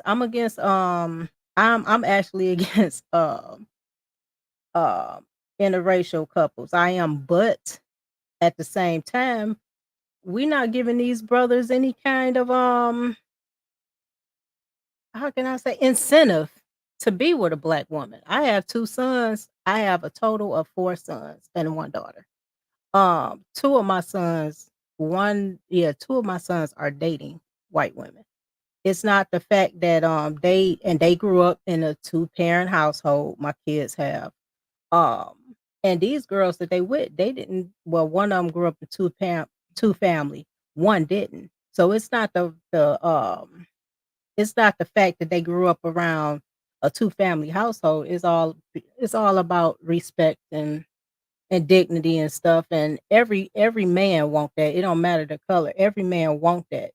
They want that stability. And for a lot of people to think, especially women, white women they say white women better. Shit. Them white guys go through hell just like black men do with they women. I'm done. Absolutely. I'm with you, Miss O. I think we try to say, oh, we take the nice treatment out of them dudes get sexualized. They want the D. Let's stop trying to pussyfoot around it. They are sexualized. Just like Latino women, they are sexualized. White women, they are sexualized as well. They can be nice, but just like, you know what I'm saying? Like the white men, they sexualize us. Because I wonder how it would be to be with a woman like that. And that's why they said, like, and it works because we try to fulfill each other's fantasy subconsciously. But yes, their mannerisms are nice or whatever. That's just in their culture. They're just culture oriented around family. Latina countries and families, they are centered around the family. That's what they are harped upon. Poppy is not, they say, oh, you called me Poppy? No, they call their sons Poppy. They call their dads Poppy. Like, it's not nothing. It's something special to you, but that's what they use every day in their language. So the fact that they've cultivated that that caring and the love around family is a big thing. We probably have dropped the ball on that because we're so busy working, we trying to be the boss bee and being hard. It takes away that softness that those men want, that the Black man wants to experience. When we come home, turn it off. All right? Be my wife. Be kind. Soft words. Listen to me. Cook. Don't make it a problem. All those things. We just need to learn how to put it in place. That we already know the struggle of the Black man because we all grew up in the same neighborhoods. Whether you're on the East Coast, West Coast, we all grew up and we have the similar, tones to our culture. But we just have to ramp up the femininity part of it that they are seeking. Like they said, it's not. You remember how a person makes you feel. And like you said, sometimes they're upgrading to a person that is the exact opposite in another culture. She may be big. I'm big too, but you don't want to be with me because the Black woman is assumed to have all those hard tendencies, but you will go to another culture and accept the same thing. But it's just the way that woman makes you feel. And we have to understand that as women. That's why we're up here. Take heed, that's why us women, Shahrazad Ali, that we're trying to make the women understand that you have to take accountability, that femininity is the way to go, not the way of, education's good. You can get a look at the Indians. They make their sons and daughters go to school, okay? But they know families first, how to be a woman. They know their roles. They know everything. It's very simple.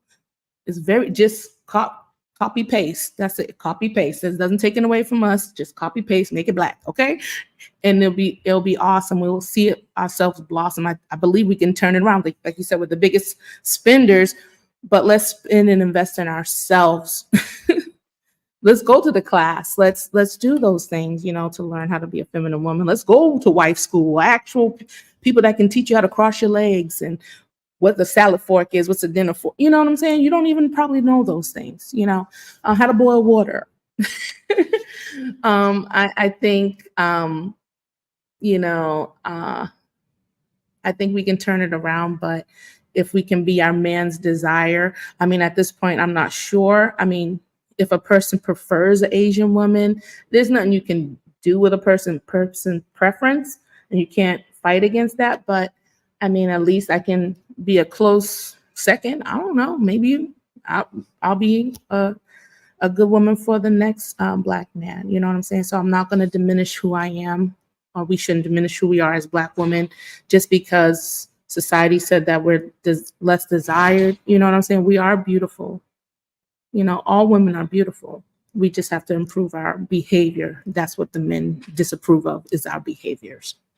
Now, one of the things you said that stood out was that, Black women having to go out and work and becoming hard because they have to go out and do the work, go out and work, right?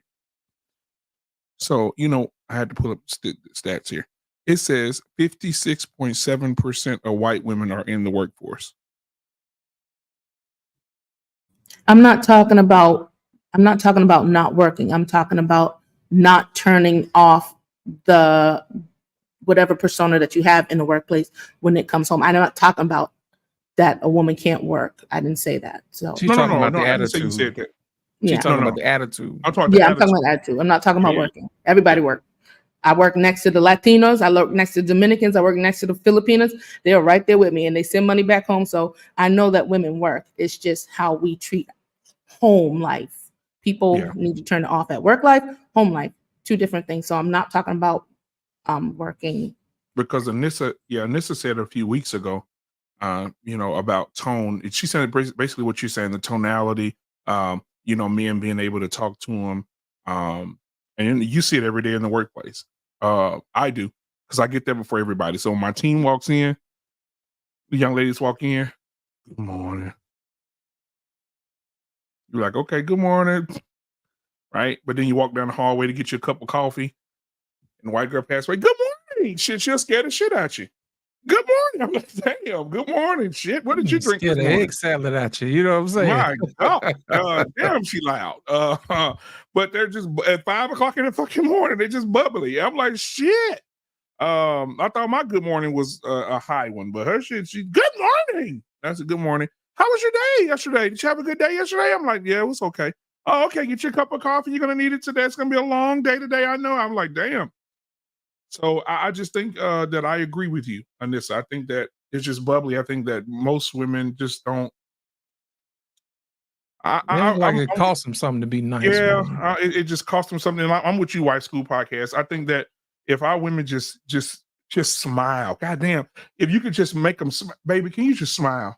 And one thing I can say about this panel tonight, it don't take much to get Alicia to smile. It really doesn't. 3, 2, 1. Boom! There it is right there. There it is. Come right there. So look, it don't take much to make Alicia smile. Look at Anissa. She's smiling. Look at me. Oh, watch Miss Jenny. Hello, I can get Miss Jenny to smile. Here it come. There it is. You see what I'm saying? Why is it so fucking? Why has it got to be goddamn rocket science to make just a smile? A smile is welcoming. Yeah.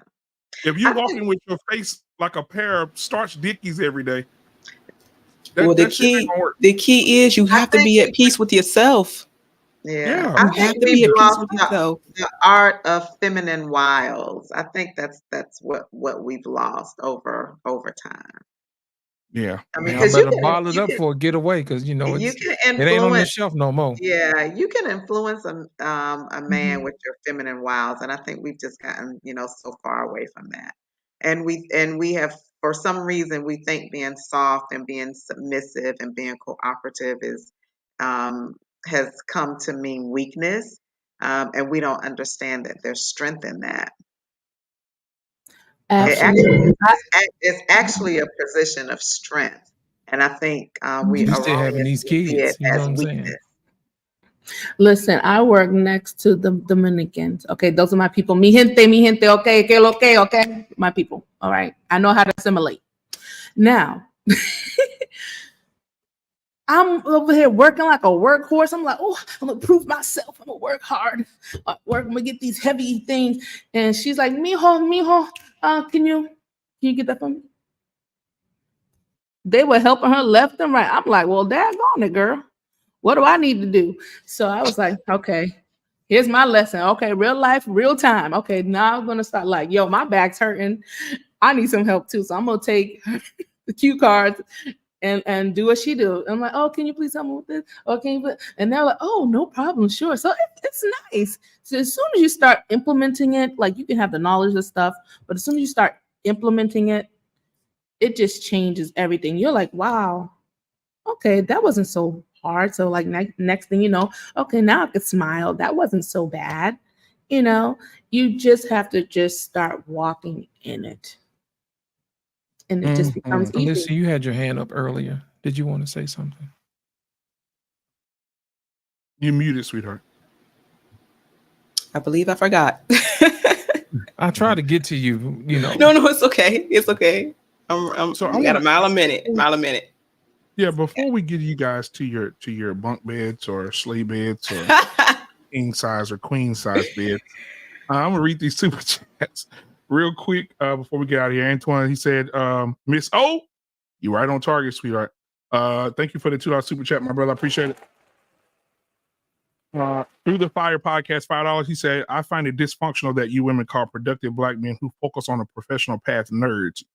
Your kind is sick. Damn, he's what? He's not talking about the women up here, though, Through the Fire podcast, $5 super chat. He said, Black women got intuition when it comes to I said this the other day and tore a whole room up. Everybody in there want to fight me.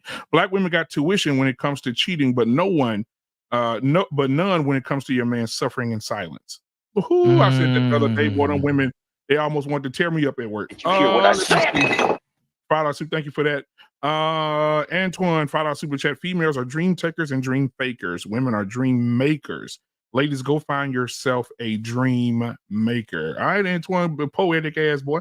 All right, Through the Fire podcast, $5 super chat. Kevin Samuel said all the time, men will go down in looks for cooperation. Ooh, that boy did say that. He did say that. Yes, he did. Through the Fire podcast with one more $5 super chat. He said, I'm doing 100 sit-ups a day so some female can sexualize the hell out of me. Oh, I'm glad you're competing. Let's go. I'm glad you're competing. That's right. Appreciate Put some that, baby man. oil on your chest too while you're doing it, man. I appreciate you ladies for coming up here tonight. I know that me and the guys of BMU Network hate you guys so much. You guys are nothing to us. And Least you guys, desirable. oh god damn, everybody said we just hate y'all. And so I'm so glad y'all came over here to Men Who Hate You to have a conversation. I appreciate that. Alicia, thank you so much for being here. Check her and Miss O out on Thursday. Grown Ass Women podcast on Thursday. It's gonna be amazing. So make sure y'all check that out on Thursday. And Anissa, thank you for being here. I didn't have no wine for us tonight, but next week you better have one. The White School podcast, thank you so much for being here. You're amazing. Miss O, of course, thank you. You and Alicia tagging up is going to be amazing because I think y'all will feed off each other greatly.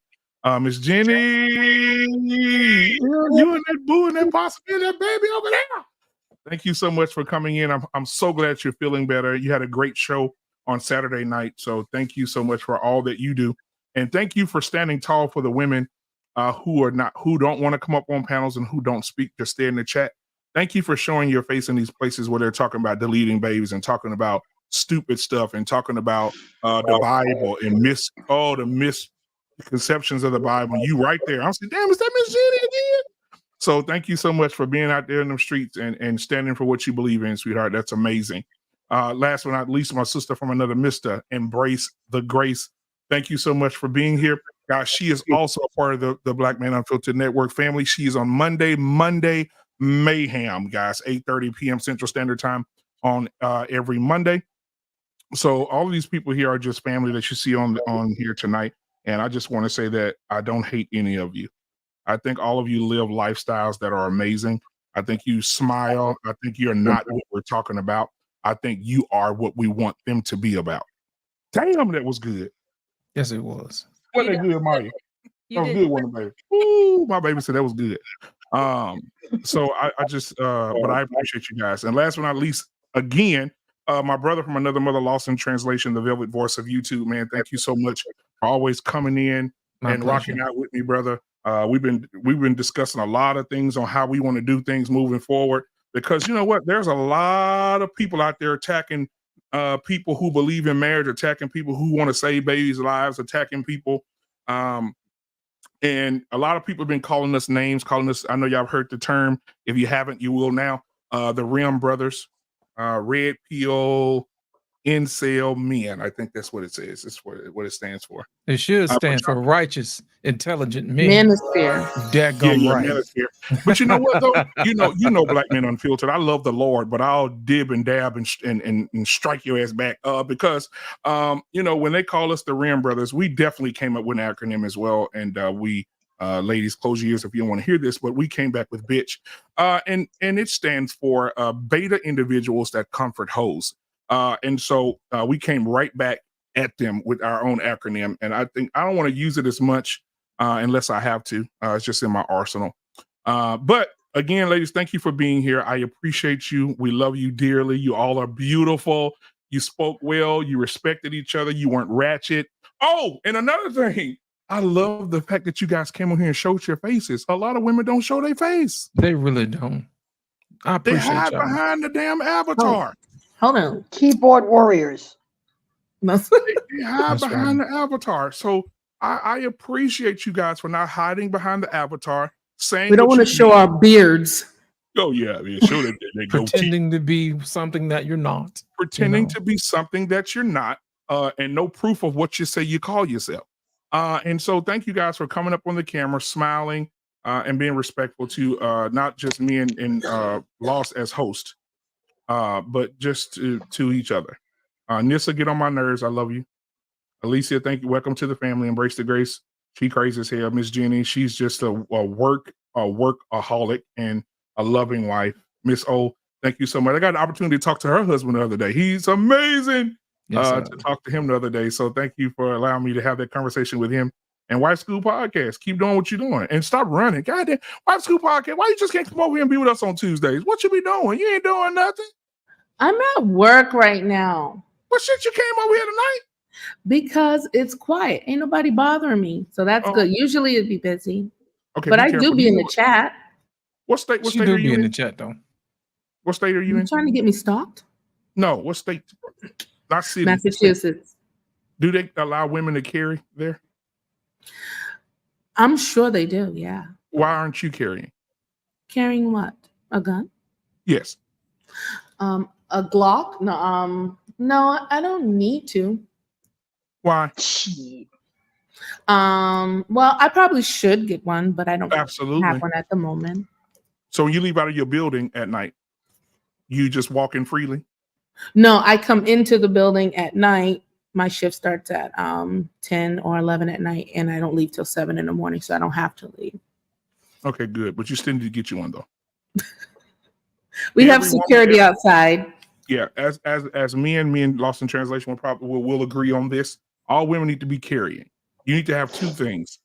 If you're a sturdy hand woman, you need a 9mm. All right, you need to have it already cocked back. You need to have the safety on, and you need to drop that safety and shoot center mass. If you happen to pull out the gun, never should be in your purse. It should always be on your person. Second thing, all right, as you can tell, we're gunmen over here. Second thing is you also need to have a knife. If you can't get to the gun, knives. Yeah, you can't get to the gun. You hit him with the knife and turn the knife counterclockwise. So that opens up the blood vessels and he bleeds to death in 30 seconds. You have to be willing to be able to protect yourself. So I have my daughter. My daughter's 20. She's ready. If you grab my daughter, you're going to see heaven. You're going to heaven or hell. I taught my daughter very well. Ladies, get you something. Anissa, you too. Cause all that shit you be talking, you got to have some protection. Okay. I need you to be able to protect yourself. Alicia, everybody, please protect yourselves at all times. All right. We good to go. We'll see you guys on what's tomorrow? Wednesday. What We Know podcast tomorrow. JT in the building. Yes, sir. JT in the building. We got a sports show at 7 p.m. Central Standard Time. And right after that, 8:30 p.m. Central Standard Time, JT from What We Know podcast will be going live. He's going to have two special guests that you're not going to believe. It's going to be two of the people who called us Ram Brothers over here. They're coming over to his show tomorrow night. So y'all pray for that show because I'm definitely going to have to pull up to that one to be there for my brother. But we'll see you guys on tomorrow night. I love you. Peace. Thursday. Can't wait to see my girls. Have a girl show. Ladies, please come and support these ladies because it's going to be an all-ladies show. Just like Barbershop on Friday is for us, Thursday night is for the ladies. All right? So we'll have the Thursday night ladies show. Okay? And we out this thing. We'll see y'all. Oh, go Mavericks. Somebody said go Mavericks in the chat. Listen, we down 2-0. I don't think that's going to work. All right. Oh, one more thing.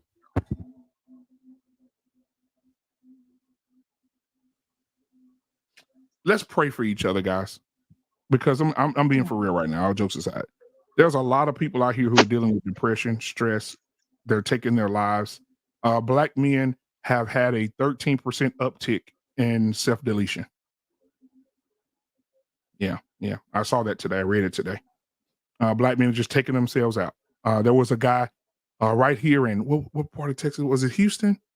Yeah. Got off work, got in his car, blew his brains out right after his shift. And he left a wife and 4 kids. Dead. 34 years old. Took his own life. So men, I'm telling you something about men. Women are very expressive and emotional. Men, I could be smiling with loss right now and get off of here and boom. You can never tell when it comes to a man. Men hide things very, very, very well when it comes to stress, depression, self-deletion, all that kind of stuff. You got to watch out.